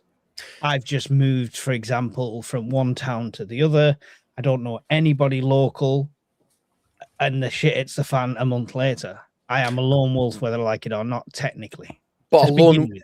but a lone wolf will actively seek to exclude himself from Yeah. anybody else. Yeah. So Yeah, they will, even if the opportunity arises for a lone wolf to be part of a community, he will say no. Yeah. And he'll push himself away from that because If that's a he particular mindset. identifies as a lone yeah. wolf kind of thing. Yeah, yeah. To my mind, like I don't want to go over old ground again because we spoke about it earlier on, but everybody's a lone wolf to begin with in a way because survivability, which is what it's all about, starts with you as a person, you by yourself, your skills, your knowledge, your preps, your condition, etc. And Your then ability to act in a crisis. Yeah. And then it expands out to your most immediate surroundings. So the person in your household, and then your neighbors, your family, etc. And it kind of expands out to a community that way. And then to me, I use the example of, as a survivalist type person, survivalists are lone wolves by nature. We're very much, we don't like to hoard a lot of stuff. And my instinct as a survivalist is always to flee rather than to stay put. You know, to take my skills and bugger off and be away from the situation. But in the real world, I understand that as a community, as a person in this world, that's not practical. You have to be part of a community. You have to be more part of a mag, if you like. And so actively getting yourself involved in discussion or debate and aligning yourself with like-minded people like we're doing just now, whether it be joining sort of like the UK Prepper Network on Discord and having that discussion, that contact, or speaking to people on the internet, or joining other groups, whether they be orienteering groups or hiking groups or martial art groups, and networking by stealth, which is what I'll call it from now on. Networking by stealth is how I form my mag. Yeah. I think now, if something genuinely happened in the world where I had to rely on a mag of people, I think with the couple of neighbors that I've got, the 2 or 3 people at work, 1 or 2 people from each of the kind of clubs, if you like, or groups that I'm involved with, and martial arts and hunting and survival type, outdoor type pursuit things and other sports. I think between all of those things, I could probably pull together 10, 15 people that I could call comfortably a mag, and we would all mutually benefit each other, and it would be local. That's the key. I mean, because as much as it's great to be part of a mag, an online mag with you guys, you know, Sweden, American, English, nowhere near where I am, you know. So it's great for knowledge and it's great for the wider net, but locally is where it's at, and that's where you have to be, you know. Yeah, I agree, especially like if you're thinking of lone wolf as a choice, like I am a lone wolf, I am Rambo, I'm going to take them on them all. I think it's the lone person situation then probably is more so like at the moment where I am right now, neighbors wise and stuff like that, I haven't got a clue. I would be on my own or with just immediate family that lives in the house. So it puts me in a lone wolf situation, not by choice, as I would say. But your choice is, as soon as you can, is to be no longer a lone wolf, but part of the community. Hey, Bob. Yeah, definitely. Yeah. Hey, Bob. Hey, Bob. Back from the coffee shop. Yep. All done. One of the things for Alan is one of my favorite authors, Jerry Ahern, who I actually met years ago. His series of books called The Survivalist. In it, he puts out what he called the Survivalist Creed. I will survive so I can make my family survive. My family and I will, so we can make our friends survive. My family and friends will survive so we can make our community survive. Myself, my friends, friends, and that will survive so we can make civilization survive. Yeah. So it builds from the one and it builds up. And so you're going to survive. You're going to make your family survive. You're going to make your friends survive. Community, and that was the idea of, he put out in his books of the survivalist creed. Yeah, I mean, that's the overlapping aspect of it. I mean, to my mind, we are alone. We're all alone. Yeah. Right? You start with the number one. You have to start with the number one because that's where everything starts. And this idea of dependency or belief that, well, there's other people in a community, even if you've got the best formed community going, say you're Amish or whatever, or Amish, however it's pronounced, and they all have their own skills and you live within that community. Each one of those individuals, though, has a particular set of skills as well. And they hone them and they practice them because they realize the value in having individuality, right? Being a survivalist or a lone wolf isn't entirely about individuality. To me, it's about exclusion. A lone wolf excludes people, and he goes out of his way to exclude people, and that's what makes him a lone wolf.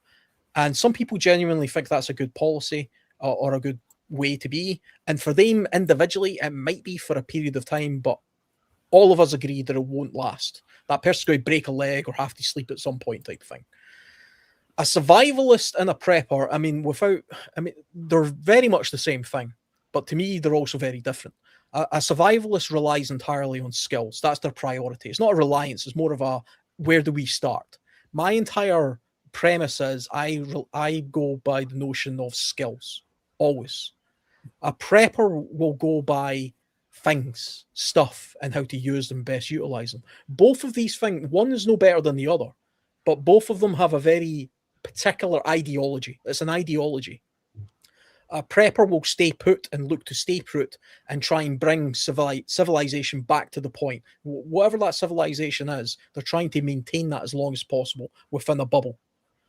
A survivalist will try and move away from it. So survivalists aren't trying to wait out the storm, they're trying to move away from the storm. Preppers are trying to survive the storm by holding out. That to me is the key difference. But we're talking about forming a community of people, a mag, and you want a bit of both of these communities. You want both of these kind of mindsets. Because one, just if you just have a mag full of nothing but survivalists who are always trying to move away from the problem, what you end up with are nomads. What you end up with are traveling communities. They're basically roaming sort of survivalists. They're in a community of people. They're not individuals, but they're always moving. They're always taking the resources from one place and moving on. If you have a community entirely of preppers who hoard resources into one place, that in itself can become a problem because then you're entirely dependent on the resource of that one place. And when you take that resource away, because you lack the skills to be able to move on to the next resource, you have a bit of a gap there. And that gap is where you end up with people spreading out all over the place, kind of thing. I'm being very broad with my definitions. Yeah. There's people shouting at the comments right now saying, well, I'm both. Fine. Yeah. If you're both, no, you're great. I was going to address that, Alan, because I think we're bridging that gap, right? Because you've come on to our community for the last year, and then there's lots of people who are preppers that have got the stuff. What do you do now? You learn the skills. I genuinely believe that a survivalist, if you're just a survivalist and nothing else, you will die. If you're just a prepper and nothing else, you will die. Yeah, you've got to bridge that. You've got to bridge that gap. Both. You either have to be both, or you have to be a part of a community that has both. Exactly. Yeah. And Yeah, so for me personally, when you ask the question, what have you guys done to sort of form your own mag? This is what I've done. I've only really been part of this community, to my mind, for the past 9 months. It's less than a year. And the very first thing I did was I watched prepper channels on YouTube, which I didn't otherwise do. It was totally new to me. And then I got involved with the Facebook chats and things like that.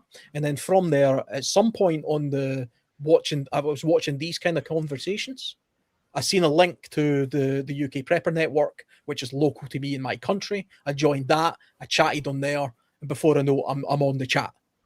And we dragged him onto the fireside, and he's never escaped since. But that's how it happens. I mean, this is what happens. And then I try and give my side of things, to add a little bit of flavor into the mix, so that we're not all just talking about the same thing every week. And every week I'm on listening to you guys who are more professional preppers. I'm learning continuously. And this is the way it has to be. It has to be this way.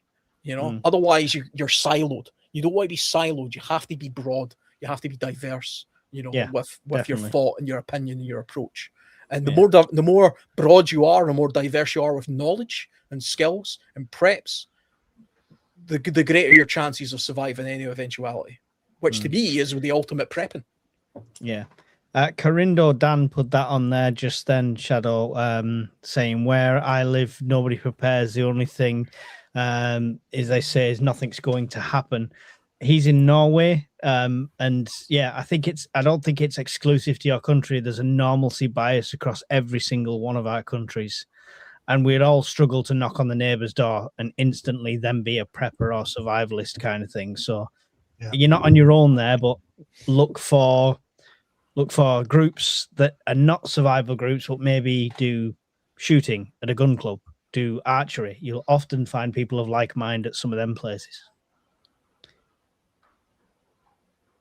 I want to throw this out there, guys. You know how I prepare. I prepare for.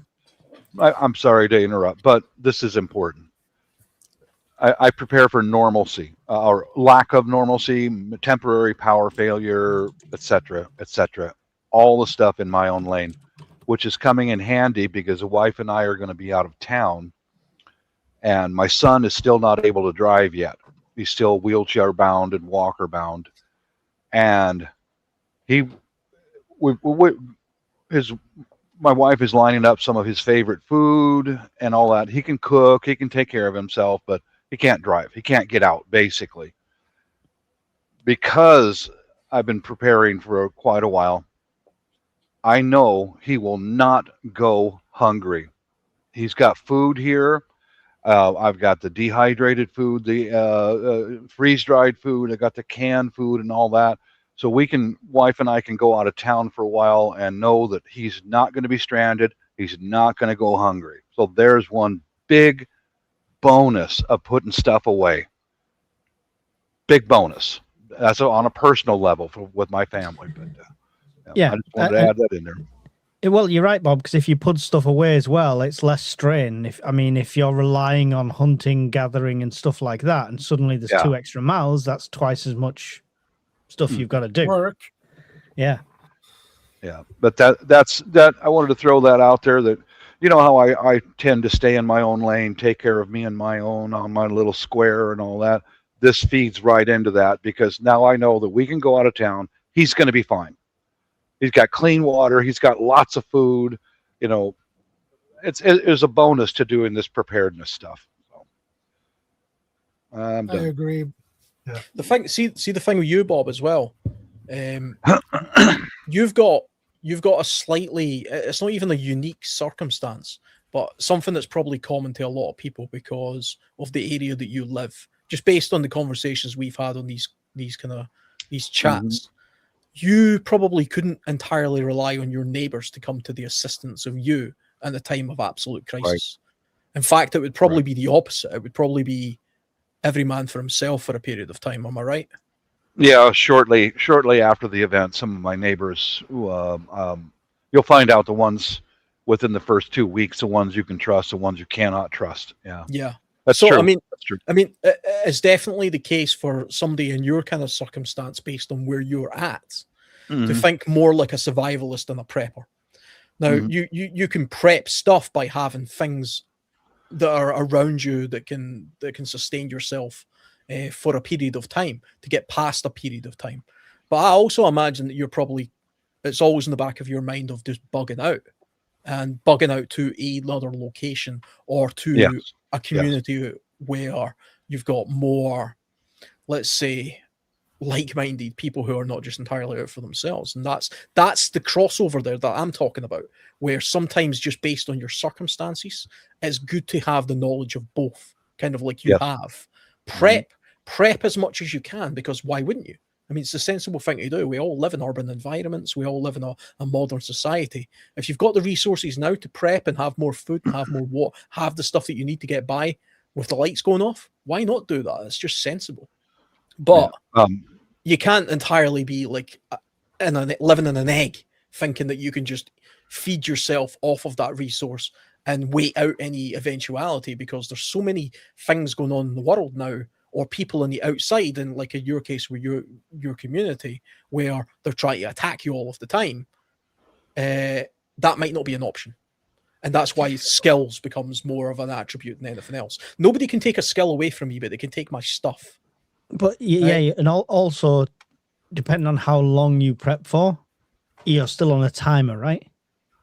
If you've prepped for 30 days and the event lasts 90, you are 60 days shit out of luck.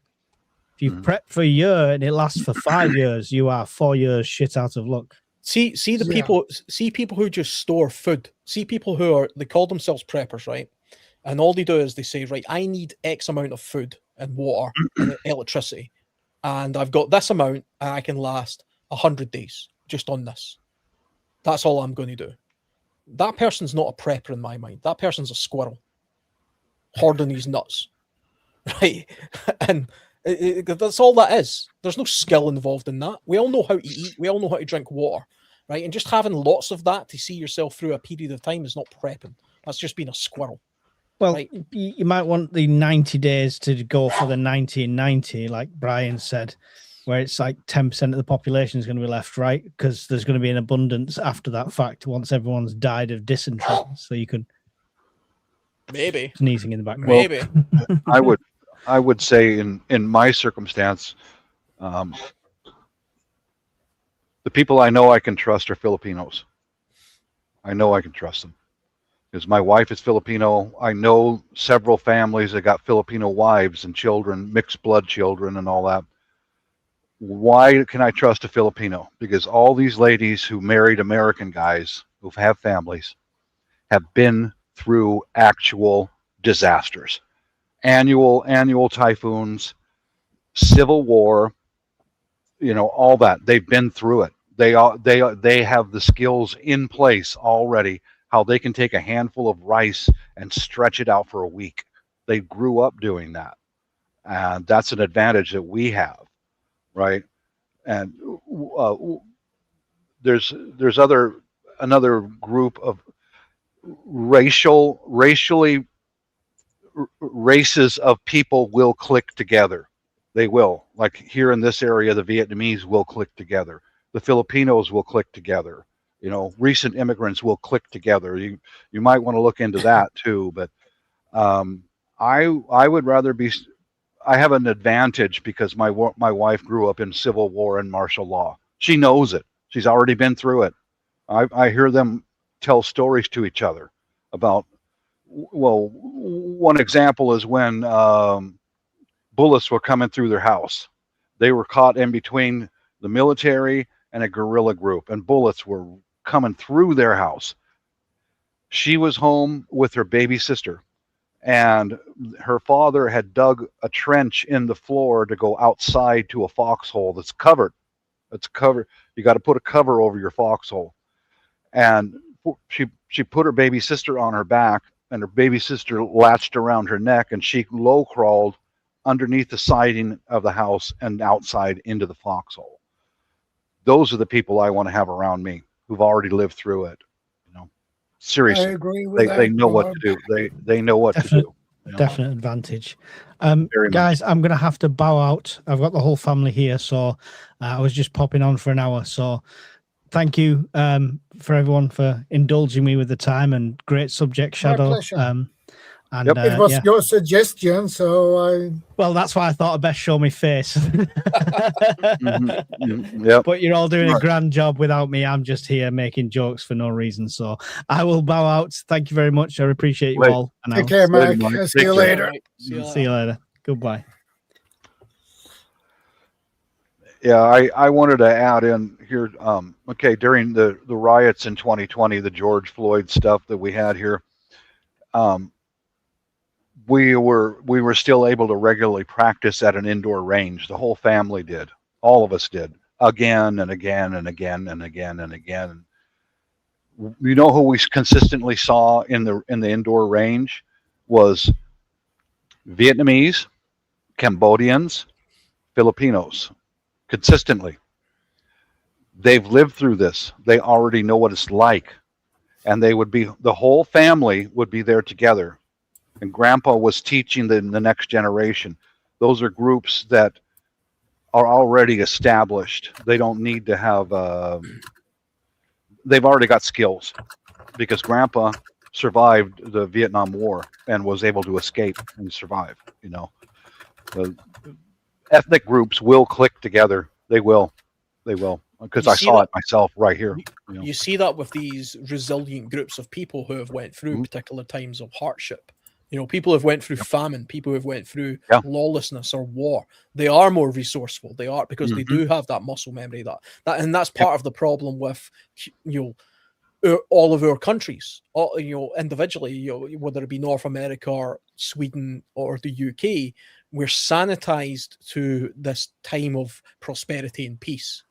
There hasn't been a war in Europe in 80 years or whatever, and we've forgotten how to be self-sufficient to the point where we look after ourselves and the community around us. Now we rely on governments to do everything for us, and the governments over time have taken advantage of that, of course, because they want you to be completely subservient to them.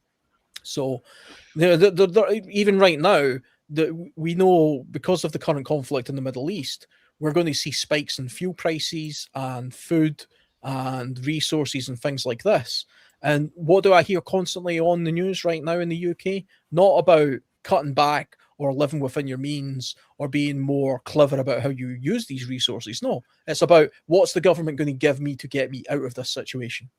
That's what I constantly hear, and that's a society of people who depend on the state, to bail them out, to do something for them. And that's a problem. That's dangerous. Yeah, I Very definitely dangerous. agree. I agree, Bob. I agree, Alan.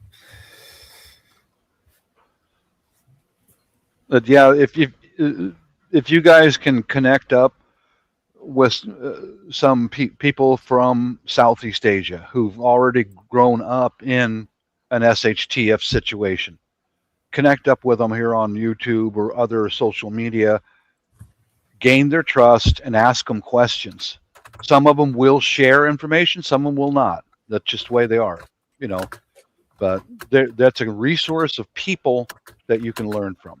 Because, well, like my wife and her family, they had to split the family up during the Civil War. They had to. The two brothers in her family were targeted by the communists. They were being indoctrinated, and my father-in-law had to put the two boys on a bus, send them to another city, because as soon as you were targeted to be indoctrinated and you don't go through with it, the communists will kill you. And if the military found out that they were indoctrinated, the military and the police will kill you. So he had to take his two sons, put them on a bus, and send them to another city until they secure a loan from a bank to take the two boys. These were boys. These are kids. Had to put them on a boat and send them up to another island in the Manila area to stay with other family members.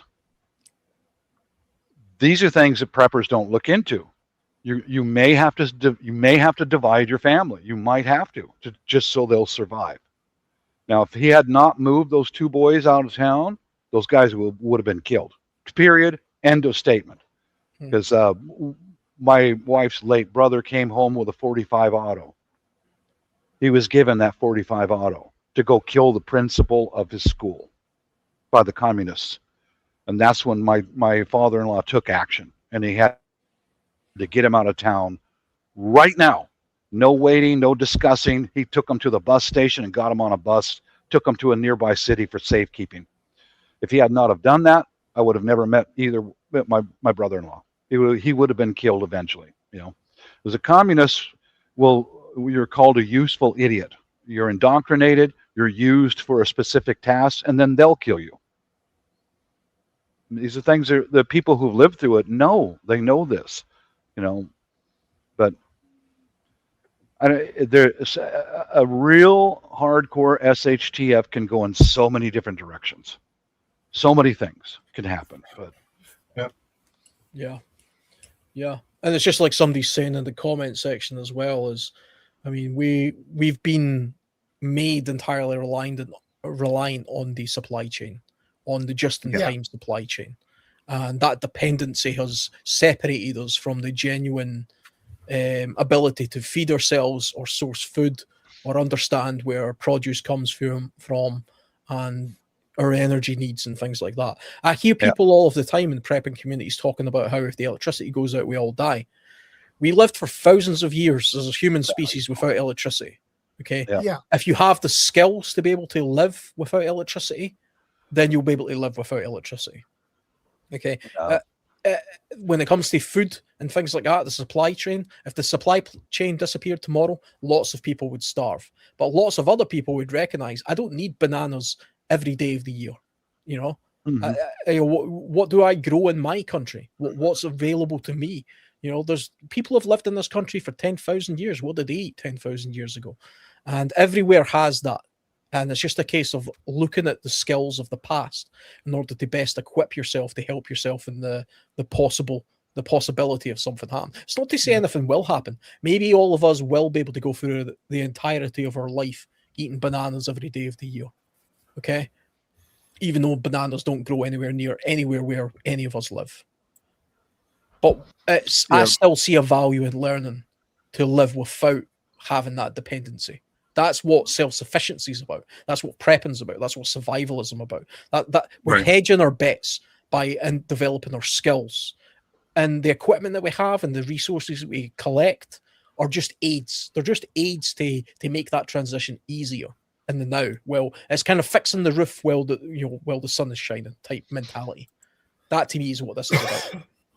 Yeah, I wanted to bounce off of that. That's why food stored up is essential, because it will give you time to remain healthy for a while until you can get out or find another method, another way of living. You're buying time. You're literally buying time. Yeah. Exactly. Thank It's you. Well your said, insurance, Alan. basically. Yeah. Mm-hmm. Well, the others are not eating well. They're not so healthy. You and your family are going to remain as healthy as possible, to where you're still physically fit. If you got to walk out, Hey, Myra, whatever, good to you're see going to you. be able to do it. You know. Yeah. And hopefully the circumstances change, which makes it better for you. Right. And you've bought yourself that time. Yeah, absolutely. Yes. I mean, that's the point of it. I mean, that's the thing that I think we have to get that message across, because there are, like I said earlier, there are people who genuinely think the whole point of this is just to be a squirrel and hoard as much stuff as you can. It's not about hoarding stuff. It's about hoarding time in order to get yourself to that next point. And you have to The develop more your time skills. you can buy yourself, the better you are, basically. Yeah, and that, I mean, and staying on topic as well, the more you hone the ability to form a community to help coherently all survive and mutually benefit from each other, that in itself is a long-term survival tactic. That's a long-term prep and strategy. Yes, it is. Yeah. One of the things about food, though, is every place that property we've lived on, we have planted fruit trees. And so, like right now, I've got 10 fruit trees out here that produced a lot last year. They're going to produce a whole lot more this year. I've got seeds, starting seeds to plant another 20 fruit trees this summer. And so, long term. Long term, because I'm going to get them planted, get those growing. We got apple trees going in, cherry trees, apricots, peaches, pears, and so we're going to get we're putting more and more trees in for food, and then around the trees we can grow other stuff, other plants and stuff in the orchard there for food as well. Getting rid of a bunch of the huge lawn we have here and turning that into a garden, just like we did in California, and so we'll be growing a lot of different squashes and stuff in the front yard here. Got a lot of sunflowers going in, because the sunflowers block the wind to allow the squash to grow better. And so that's what we're doing here. And then this summer across the street on my other property there on a 2.5 acre field, going to be taking the rototiller out there, tilling it down again. And I got like 500 pumpkin seeds. So I'm going to plant 500 pumpkins out there. And then I got 10 pounds of sorghum seed to put out there in another area. We're going to get different things growing out there. Not so much for us, but for future stuff. The pumpkins, what loves the pumpkins? Let's see, the chickens love the pumpkins and cows love to eat pumpkins. Sorghum, the cows love to eat sorghum and the chickens love the seeds that come off the sorghum plant in the fall. So even if we don't harvest the sorghum, there's going to be chickens out there all over the place all winter long eating sorghum seeds. And it's going to cut back on the amount we have to spend for food for them, which is going to give us eggs and meat birds. So it's one of those things you need to diversify your food source, just like there's a topic here tonight, diversify your people in your sphere, your network, your group, so you have the ability to survive with more skills around you. Yeah, I mean, also, it's about the distribution of labor, the circularity of what you're talking about there, the circularity of how everything's connected in order to get the greatest amount of value out of it. There's a distribution of resources there that you can only find as a community, never as an individual. So let's say, for example, I'm a fantastic hunter. Let's say I'm really good at hunting. I go out and I shoot myself a deer because that's where I've focused a large area of my skill set. I can hunt, track, and kill the deer. I bring it back to my community of however many people. Now, if all I know how to do is hunt and rudimentally sort of prepare that animal so I can eat a few steaks off of it, I'm wasting a great amount of resource there. Whereas, let's say I put the carcass of that deer down and there's a woman there who knows how to take the hide and tan that hide fantastically. There's another couple of women there or a couple of men there who are like seamstresses and they know how to make that material into clothing. There's somebody else there that can take the sinew of that animal and make cordage out of that. There's another person there that knows how to make glue from the eyeballs and has a very specific way of doing it because they've practiced it so much, they've actually got proficient at it. And so that's the one specific skill that they're looking to do. Another person is interested in particular cuts of the meat. Another person is interested in the bones. Before you know it, you've taken this one animal and you've divided the multitude of labor between a dozen different people, and you've maximized every single component of the animal across a dozen different people. And then between all of you, because you all have these different skill sets, you're able to trade, barter, or share, probably more likely in a smaller community, all of those resources, and there's no wastage, because wastage is the enemy. And burning calories is just a waste, That's the beauty of community. That's the beauty. Not a single other one of those 12 people in my imaginary group needs to know how to hunt, but they need to know how to do the one thing from the product of the hunt. Do you know? Yeah. Do you know what I mean? I could be a great hunter, but not have a clue how to tan hides or make clothing out of the hide. So if I didn't have a person who specialized in that technique, I've killed the animal, but I'm throwing the hide away because I don't know what to do with it. I don't know how to utilize it. It's waste. Yeah. And it's about these skills, these specialities. And again, if you look at indigenous people in the past or even in the present, this is what they did. Men would typically go out and hunt meat. Women would typically forage and collect things like berries, nuts, yams, all that kind of stuff, and they would form baskets. But they would usually also be the people who prepared the kill. The men were doing the kind of dangerous part, and some would say probably the easy part, and the women would be the one driving everything else and actually feeding and nurturing that community, the caregivers, as it were. That's the natural way that humans have evolved over time. Rather than fight that, why not go with it and learn from it? And that's my imagining of a perfect little mag or a little group of people, all working off the same resource. I just use hunting as an example. The same thing can be said for a gardener who knows how to propagate and rotate fruits, vegetables properly. and other people then know how to take those particular. There's people who know how to do lots of things with potatoes, but the guy who grew the potatoes might not know how to do anything with them apart from boil them.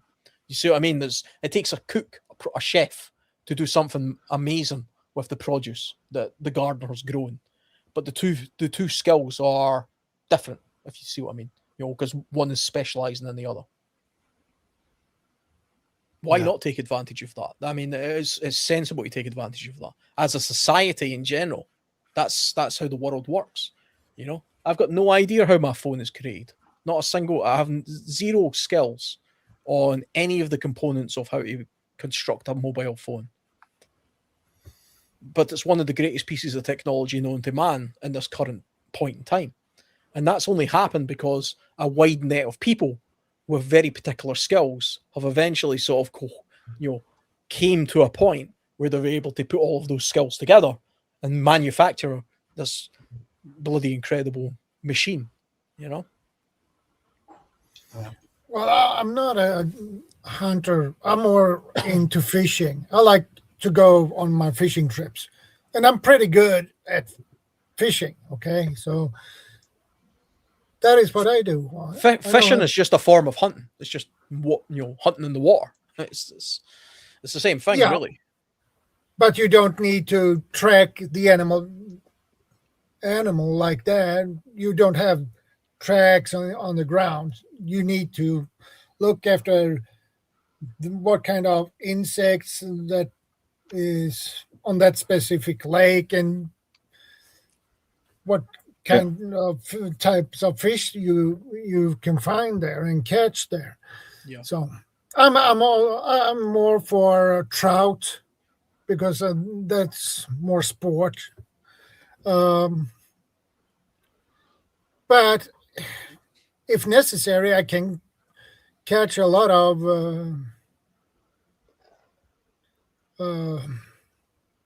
what's the name?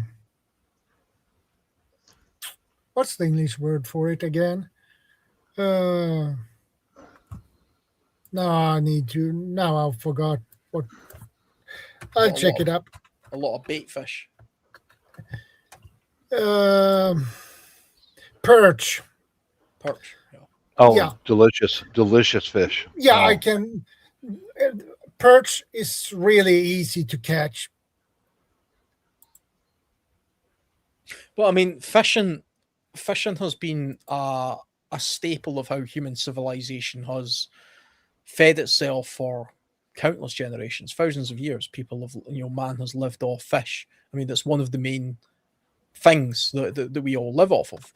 The early humans followed the coastline because that was the largest, most readily available resource year round. Having a year round resource is important. I mean, the problem with fruits and vegetables and things like that is they're generally seasonal in seasonal countries. Whereas if you can live off animals or fish or the coastline, you can widen that net a lot more. So I mean, and I mean, I do a little bit of fishing as well, and there is great skill to being a great fisherman. And you're not tracking, the way that you track land animals, but you are learning how to read water. So if you fish in rivers, you have to learn how to where the correct place to fish in the river is. You have to study the eddies. You have to study the bends of the water. You have to understand that. You have to understand what lives in that kind of water, and that dictates what kind of bait you use. It dictates the size of hook you use. It dictates the time of year you do it. There's lots of, I mean, yourself as a fisherman, the intricacies of fishing is endless. And then I'm just talking about one species in a river, and then you go to locks or lakes, I suppose. Sea fishing, totally different thing. All of these things have got a vast amount of skills. And if you were a great fisherman and I was okay at hunting deer, for example, well, then we would trade those things. And if there was gardeners, we would trade those things, because you can't just live off deer or fish. You would want a mixture, which is what we have now. And that's the benefit of community. Community is a group of human habitation that they all have their own individual, not so much a skill, but they all have their own individual expertise, which maximizes the the resource that you have to its fullest potential, and makes it broader and more varied. You know, we live in a very complex society now. So you go to McDonald's and ask for a quarter pounder meal. If you actually break all the ingredients of that meal up, there's a lot of different stuff there. A lot of things have went into making that. In the real world, though, if you just want a bowl of soup, the carrots, the onions, the potatoes, the broth, the water, the protein source, each one of those things has come from a person who's got a particular, skill set, and they've boiled it all down literally into a soup.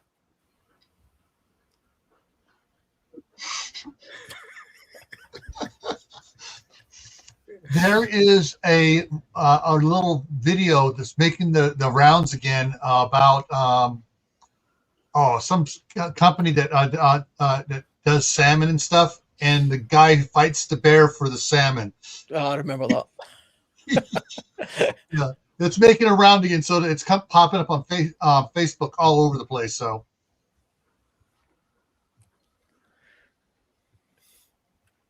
Isn't that a John West advert where he does like yes, karate? yes, yeah, that's what it is. It's a John West advert. Yes.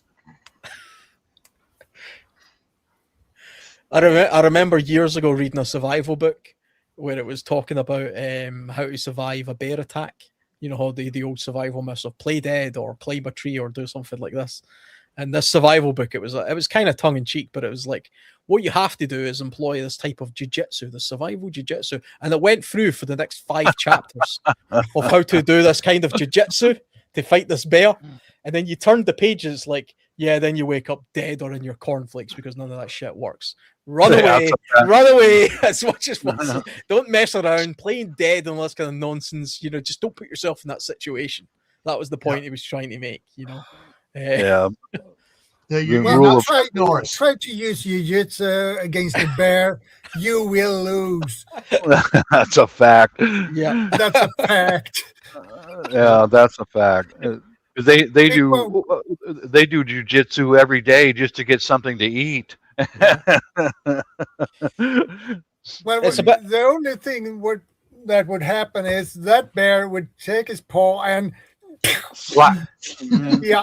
Bye-bye. Human. The strength of a bear is incredible. I never realized how strong a bear was. Oh, until Lord, I did a little bit of studying into them, and it's unbelievable. Even European bears. We don't have any bears in the UK, but we have some in Europe, and the strength of them is unbelievable. They can literally rip trees apart in order to get into like little grubs and things like that. They can. I've seen it in the woods. We have brown bears here in Sweden. Crack. Yeah, I mean those brown bears, they're a little bit smaller than the North American grizzly type bears, but they're actually the same species, I think. Yeah. But I seen a thing where it was in Romania, and they have a problem there of the bears getting into bins, trash cans, and they were putting locks on them. But the bears ripping these bloody locks off, they were actually like ripping into the metal of the trash can in order to get into the food. The strength that they have in order to do that is something else. A brown bear can take his paw and slap it on a full-grown moose and take that moose down. Yep. Yeah. Easily. Well, you figure that they've got 6-inch knives on the end of every paw that they have. So, yeah. Well, you guys have probably seen that movie. Was it The Revenant? The Revenant? Yeah. Where, it's Leonardo DiCaprio. Was he in that? Yeah. That gets beaten up by that bear at the start. It's brutal. Yeah. And that's based on a true story. That was based on a real mountain man, a real pioneer. Tough guy.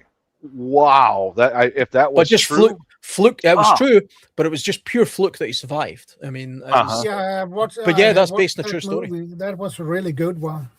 Yeah. I got photos. I can't share them because the platform will go.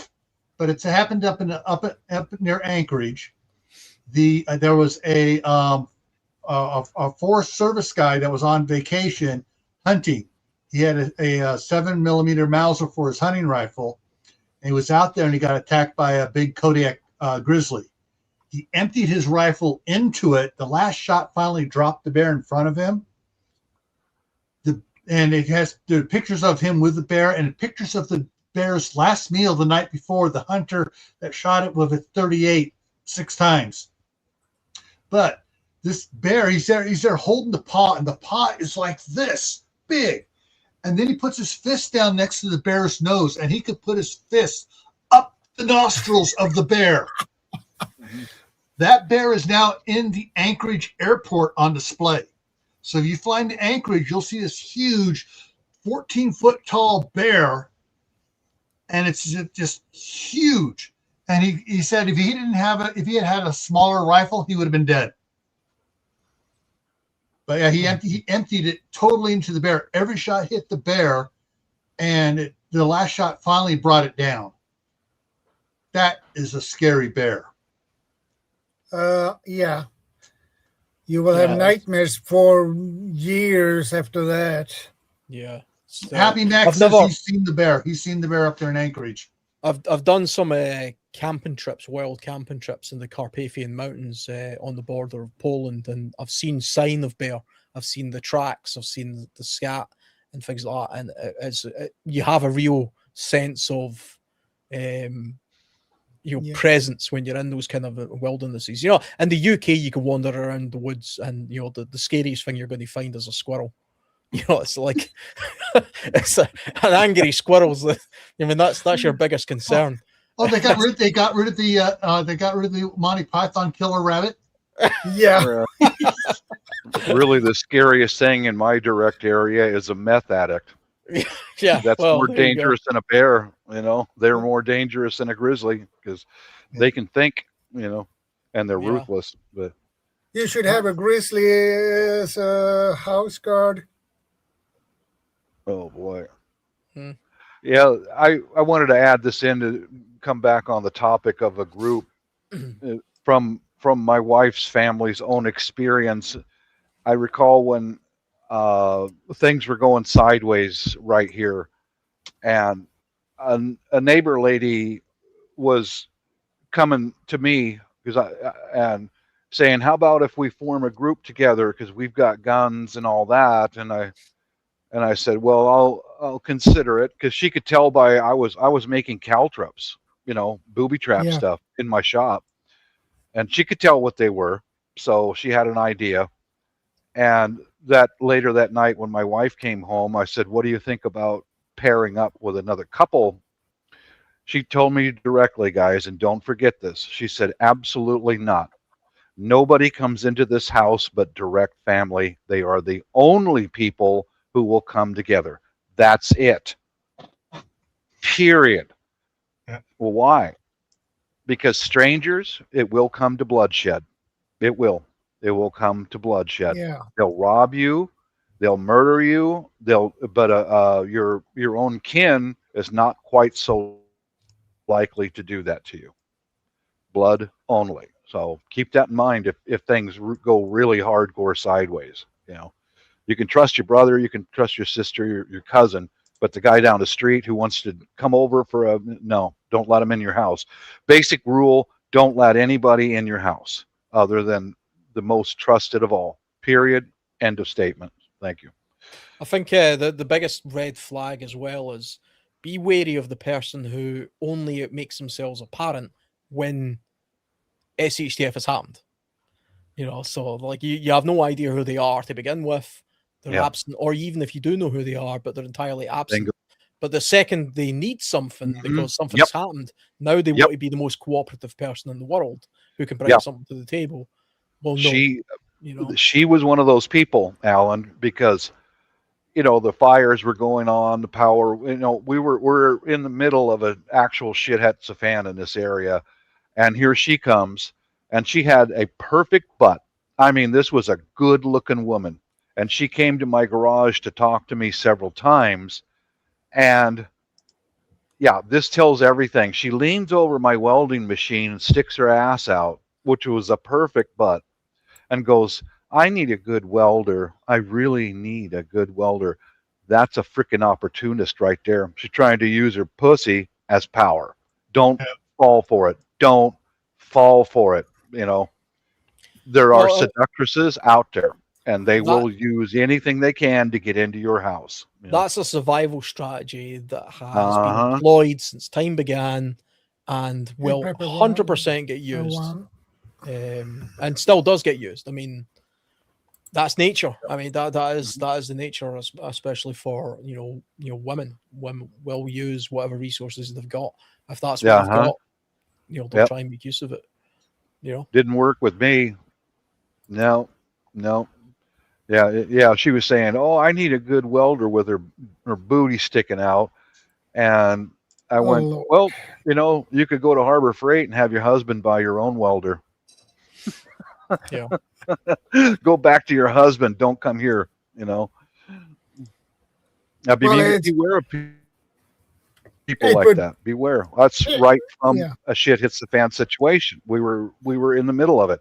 Oh, well, let's pair up. You can have some of this if you no, beat it. Down the road you go, lady. Kick rocks. It would be different if let's say we take the same person. I need a welder. You can get $150 to help me fix this. That's different. Yeah. That's different. Because I did do independent work like that out of my garage, the last place we lived. Neighbors would come over. Can you stick these two pieces of metal together? And I'll, for how much? How much would it cost me to weld these two steel rods together? That's different. But some woman who's looking to use what she's got to get into my house, baby, kick rocks. You ain't coming in here. Red flags for me too. Have you guys ever seen the movie The Survivalist? The movie's just called The Survivalist. Yeah, I've seen that. Think so. Yeah, I mean, watched that's basically a movie about a guy who is kind of like a lone wolf, and he's a survivalist. And he has some skills, but he's lone wolf in it. And then he comes across an old lady, and I think it's her granddaughter, played by it was her daughter. Mia Goth. Yeah, the actress. Yeah. And he's left with this. Well, what are you guys bringing to the table? Because they're just in need of his stuff, basically, and he's resistant to begin with. And then it becomes a kind of back and forth. And of course, he doesn't really have any real attraction to the old lady, but the granddaughter is more attractive. And the granddaughter kind of uses that as a bargaining chip in order to get what he needs. I saw that. The interesting thing about that film is he actually gets mortally wounded or very badly wounded defending them, I think. And while he's unconscious, they care for him. And he wouldn't have survived if it wasn't for them being there, though. And then he wakes up and realizes, wait a minute, you could have killed me while I was unconscious, but you didn't. And you kept me alive. But they were doing it not purely out of good-heartedness. They realized that they need him. So they ended up in a situation where the three of them are kind of just mutually living off of each other based on a need.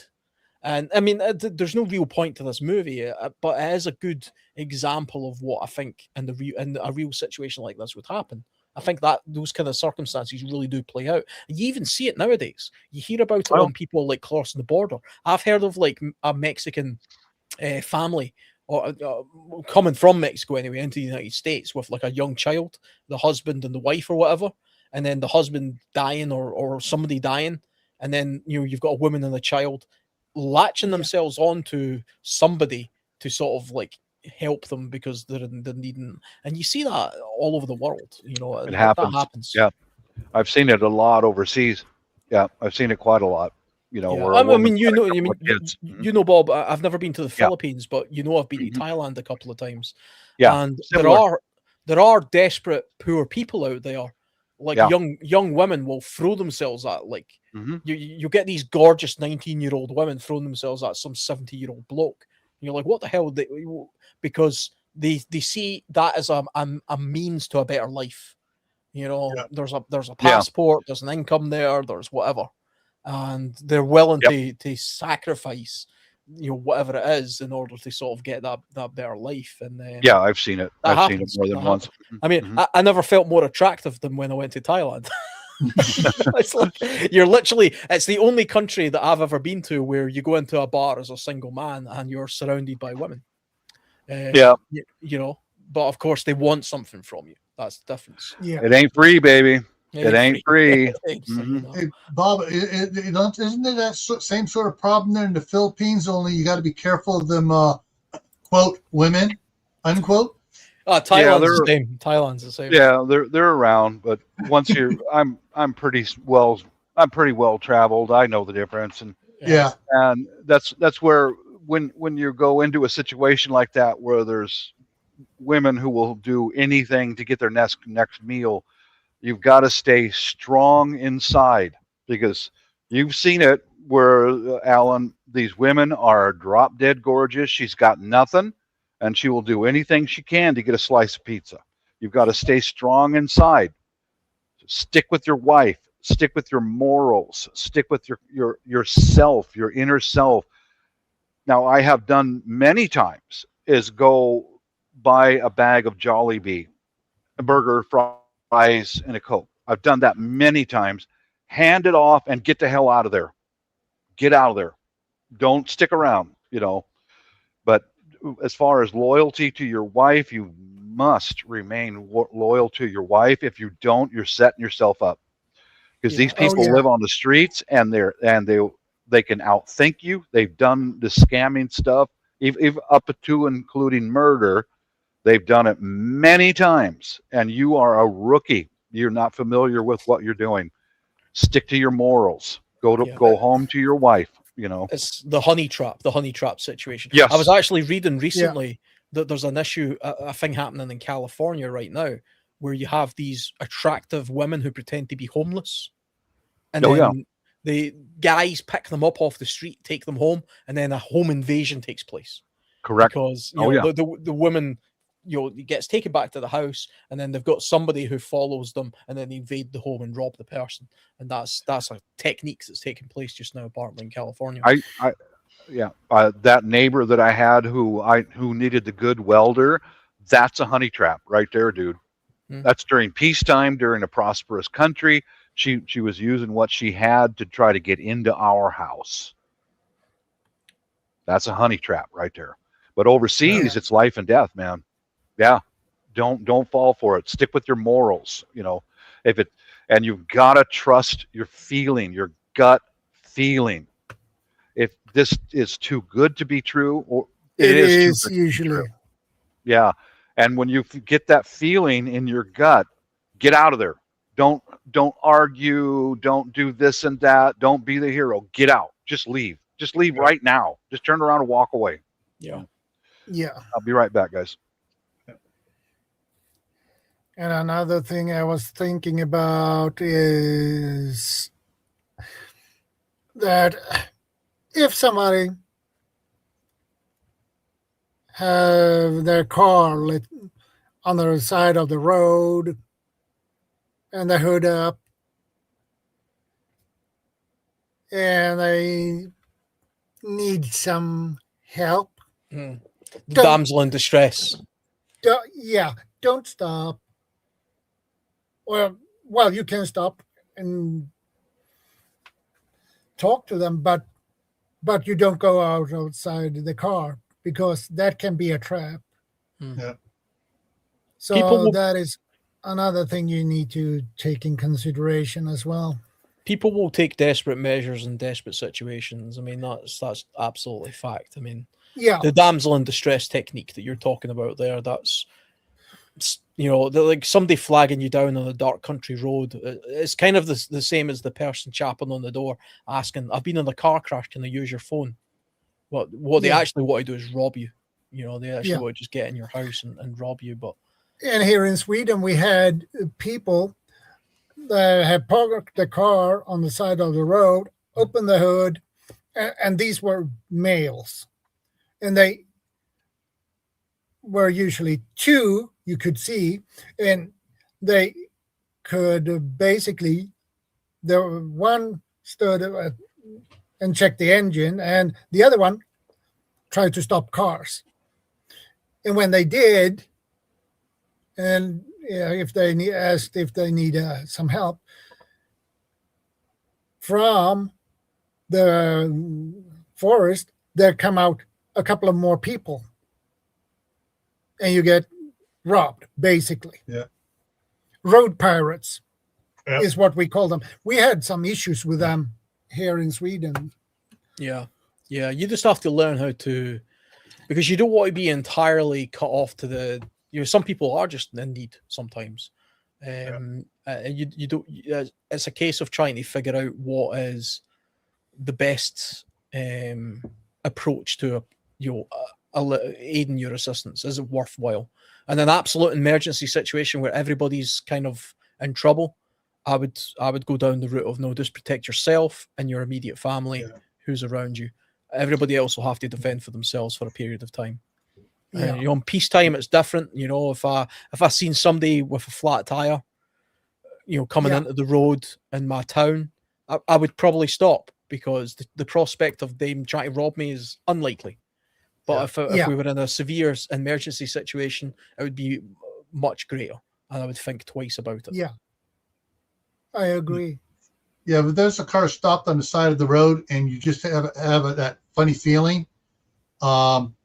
If you stop behind it far enough back, make a phone call, 911. Yeah, there's a car broken down here. This is the license plate number.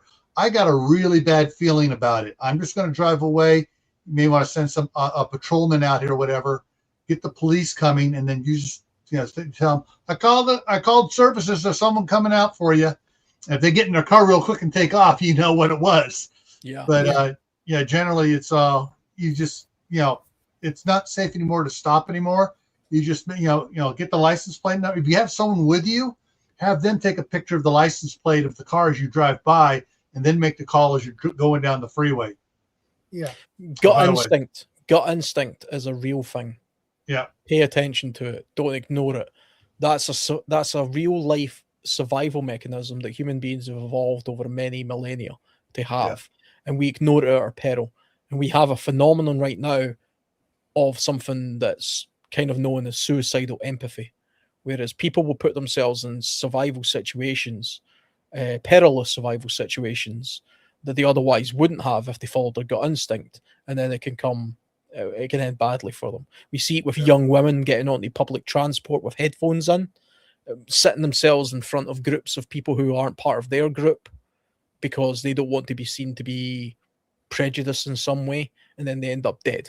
Yeah. Right. Yeah. Because that's suicidal empathy.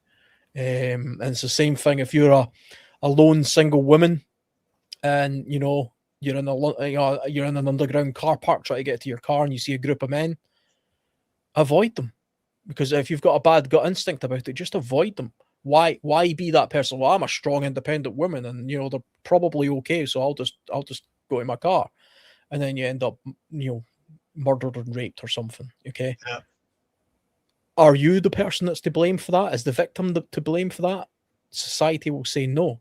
I'll say yes, because you've just ignored your gut instinct and put yourself in that situation to be a victim. So it goes a long way as a survival sort of minded person to really, really pay attention to that. Okay. All right. Yeah, I would say in any emergency situation, wherever you are in the world, trust your gut. If it, you'll feel it. If you have any instincts at all, you'll feel it. It ain't right. Don't be afraid to turn around mid-sentence and walk away. I've done that 1,000 times in Europe and in Asia. If it doesn't feel right, if it doesn't sound right, then it ain't right, and they're going to take advantage of you because you're a foreigner. Yep. Get out of there. Get out of there right now. It's like I was just saying, gut instinct is a real thing. Pay attention to it. It's there for a reason. Suicidal empathy will get you nowhere apart from dead. You're right. You've been abroad, Alan. You know. Yeah. And whenever I'm abroad, I'm hyper cautious. I'm hyper vigilant to what's going on because I'm an outsider. And people who come from a particular area know that you're an outsider. They know you're a tourist. Even if you look the same as them, doesn't matter. They know you're different, and they will take it if they're looking for an easy victim, because they're a pickpocket or something. They target you, and so you have to be more vigilant to it. And it's like I was just saying, trust that gut instinct, and don't be taken in by the suicidal empathy that's been pushed into us in a Western society now, putting yourself into dangerous situations. That's just avoid them. Avoid them. Mm-hmm. Get out of there. Yeah. As far as Gil was asking about the lady boys and all that, you mentioned that a moment ago. They are the worst. Oh yeah. They are criminals, dude. Yeah, they're out there. They are criminals, and they prey upon the new arrivals. Yeah, and they'll do that here. You know, Yep. in the drug areas, I've seen lady boys here, not Asian, but they're white. They're dressed up like a woman looking to get into your car with you, you know, give you a BJ or whatever. I have no fucking clue. I don't touch them. But that's what they're looking for. They're Yeah. looking to catch you with your pants down and stick a gun underneath your chin or a knife underneath your chin. Now he's got your wallet and your car. There's definitely a lot of them will try and rob you in Thailand, especially tourists. That is definitely a thing. There is a thing. I remember a few of my friends saying to me, "Are you not concerned that you pull a woman in Thailand and it turns out to be a man?" They actually don't do that because they're not stupid. They don't want to trick you into being, you know, because they will end up getting themselves hurt. You know. So I mean, if you're interested in that kind of thing, then you specifically go and get that kind of thing, and they look for people who are interested in that. There's no tricking going on because that's not going to end well for them, you know. What they will try to do though is rob you, you know, like Bob was saying. Yeah, you know, it happens. So will women. So will just normal women. I mean, that's the thing that happens out there too. I mean, it's just a case of being vigilant and understanding the culture and understanding what you're doing. Tourists are victims anywhere they go because tourists are vulnerable people. They usually have money on them, they have documents, and they're not aware of what's going on. And your gut instinct's a little bit off when you're a tourist because you don't know the vibe. And added to it, Alan, you know, we cannot understand what's being said around us. Exactly. We cannot understand the language, and that's a big disadvantage for a tourist. Yeah. Well, I'm glad to know that you've been over in some of those danger zones, and you can handle yourself. If you can live through Thailand or Philippines alone, I mean, you can handle anything. I like to travel. You know, I've been to the Middle East a few times. I've been to Thailand a couple of times. I've been all over Europe. I like to travel. It makes you a more rounded person, I believe. You know, and it makes you a better survival minded person as well. It does. And there's kind of just back on the subject before we finish as well. You know, sometimes having people in your group like that who come from these places, kind of like Bob's wife, for example, that's a great contribution because of that outside influence. Because of that, the more traveled a person is, the more knowledgeable they have on how to deal with, you know, the kind of intricacies of differences that's going on. I find, you know, it makes you a more rounded. It's the best way to learn. Yeah, it does. I think in a real emergency situation, the people who are too afraid to go outside of their home country are at a big disadvantage compared to others who are not afraid. You know, that's one thing I think people should look into more. Fear. I've stood eyeball to eyeball, more or less face to face with 18 different junkies 19 trying to get into the garage with me in the last place that we lived. Fear. The best thing I could tell you during any situation like that is breathe. Keep breathing. Keep breathing. Don't converse with them. Don't talk to them. Stand your ground and keep breathing. Keep breathing, because they want to trigger that fear mechanism in the victim's brain, because that makes you go irrational and do something you normally would not do, and you don't want to get in that situation. Breathe. And just don't put yourself in predicaments that are perilous that way. You know what I mean? It's even if the people look like you, sound like you can understand them, you can still end up putting yourself in sort of vulnerable position. I was in Chicago a few years ago, and I felt quite vulnerable there, you know, because I was doing the touristy thing where I was wandering around, but I strayed off the beaten track, you know, and there was a point where I was like, you know what, I'm in a place that I don't recognize. I don't, you know, I'm an outsider here. I look and sound the same, but you know, I'm in a vulnerable position here, and I quickly got myself out of there. And it's the same in this country as well. You know, Glasgow's a very nice city, but I tell you right now, there's certain places in Glasgow, if you walk down there in the middle of the night, you're going to get robbed. Of course you are. Because they'll know you're not from there, and they'll just take an opportunity to rob you. They would rob me, You know, because why would I be walking down the middle of a street at that time of night? Because you have to just be cautious. And I think people naturally are like this anyway. The only people who are not naturally inclined to do this are people who deliberately put themselves in a position because of suicidal empathy. You know, they get on that subway car with the earbuds in and they pay no attention to the gangsters behind them, or they get in that lift because they don't want to be racist, so they're going to get in there with all those group of men, you know, and you're a 4-foot woman who can't defend herself. You're not doing society any good by being the example. All you're doing is being a victim. Yeah. I agree. There's so much to learn out there how to stay alive, but that just all comes with time. You know, it really does. It comes with time and experience, you know. Yeah. Yeah. Somebody mentioned South Africa in the side chat. I've watched a number of videos and talking with Guardian. That's a sketchy place, man. Oh, baby. Yeah. I'm not going there. Yeah. Again, it depends where you are. I mean, this is the thing. It depends what company you're with. I imagine if you went to South Africa and met up with Guardian, he would be able to show you all the best places to be and the safe, you know. Certainly. Anybody can be a victim of crime, but he is in tune with his surroundings. That's his country. He knows the places you can and can't go, etc. Same with you, Bob. I mean, you might live in a sketchy place, but I bet if I came and visited you, like say we were good friends, and I came and visited you for a week, I would be okay probably, because you know, no, you don't want to go down there. You know, you don't want to speak to these guys. You know, but if I just wandered myself down there out of the blue, and you know, I'd be in a bad situation pretty quickly, probably. Yeah, what shakes me up? Okay, we've got British relatives, and they were talking about coming here to visit. Here's that mentality.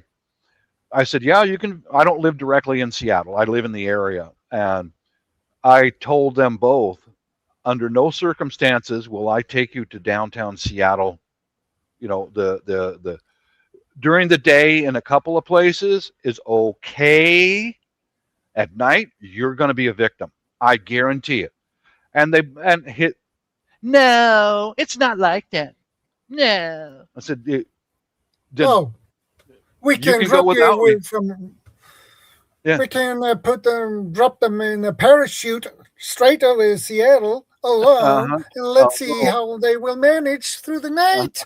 Yeah, especially she being an Asian lady. Oh, I guarantee you she's going to get robbed. At least that. You know, no, fuck you, man. I'm sorry, but you know, I'm warning you, don't go to some of these places. You know, but yeah, Alan, if you came to this area, I would be the same with you. We can go to a couple of places in Seattle during the day only. That's it. Don't go hanging out around there at nighttime, man. You will get robbed. Yeah, definitely. Yeah, we stopped going over to San Francisco because San Francisco is getting so bad. That's what I've heard. Even in the tourist areas in the daytime, it was getting bad. It's like, sorry, it's not worth it anymore. Yeah. That's one thing that I was very concerned about. Was a few years ago, my wife and daughter are dual citizenship, and they had to go to the Philippine consulate in San Francisco. And I went, she goes, hon, I've got a hotel room for both of us right across the street. Right across the street. We don't even have to go walking down the block, nothing. We can walk across the street, get into the building, and okay. All right. Yeah. That is what I would do. Yeah, because even when I was going there from the Oakland Federal Building to the San Francisco Federal Building on BART, we never went alone. We went in groups of 6 or more. Oh, I don't blame you. Yeah, I don't blame you at all. That's smart. Yeah.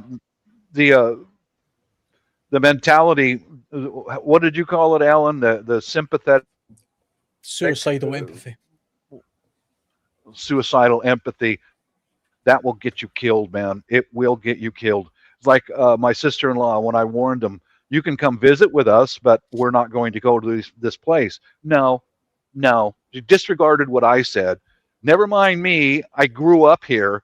I know what I'm talking about. Yep. Yeah, you go ahead. And when I go to another country, like I've got family all over the world. If they say don't go there, don't go there. Don't do it. Yep. Yeah. That I don't know. Here we're going to go back overseas soon, and I spoke with my wife because the British that I'm related to are alcoholics, and I said when they go out and get drunk, because they can't go for more than about 4 hours without alcohol, both of them. Yeah. When they go out and get drunk, I'm not going with them. I refuse to do that. I'll never do that again. I'm not putting myself in that situation. That would Because be a nightmare. I intend to get a retirement visa over there. The Philippine immigration is very strict. If you get into a fist fight in their country, you're gone. You're blacklisted. You're out. You're done. That's it. Yep. He will get us into trouble because he already did. He got too wasted, fell over onto a Filipino guy in the crowd in a bar, damn near got his ass kicked, and then later that night when we left the bar, he collapsed in the parking lot. Yep. So I spoke to my wife about it. If you want to go with them, you go ahead. You're a dual citizenship. You're protected. For me, I ain't going. Not going to go with them. They can go get drunk on their own. Yeah. And get kicked out. All right. They can get Well, I need to take a break before my next live stream, so I'm gonna Yeah. hop off of here, and I will see you guys later. Take care and stay safe. All right, later, Gil. Stay Later, Gil. safe, Gil. Yeah. Well, I think it's time to wrap things up anyway. So Oh, okay. we are around for 4 hours and 6 minutes, almost 7 minutes. So it's time. Yeah, it was. Thanks for having me on. It was good speaking to all you guys. Getting good subject as well. So that was great. Yeah. Oh, it's always a pleasure to have you guys on. All right. You gonna end the stream, Shadow? Yeah, I'm going to do that. Okay, guys, take care, stay safe, and thanks for stopping by. I appreciate it. And I will see Later. you next week, same time, same channel. God bless. Mhm. And be part of the solution, not the problem.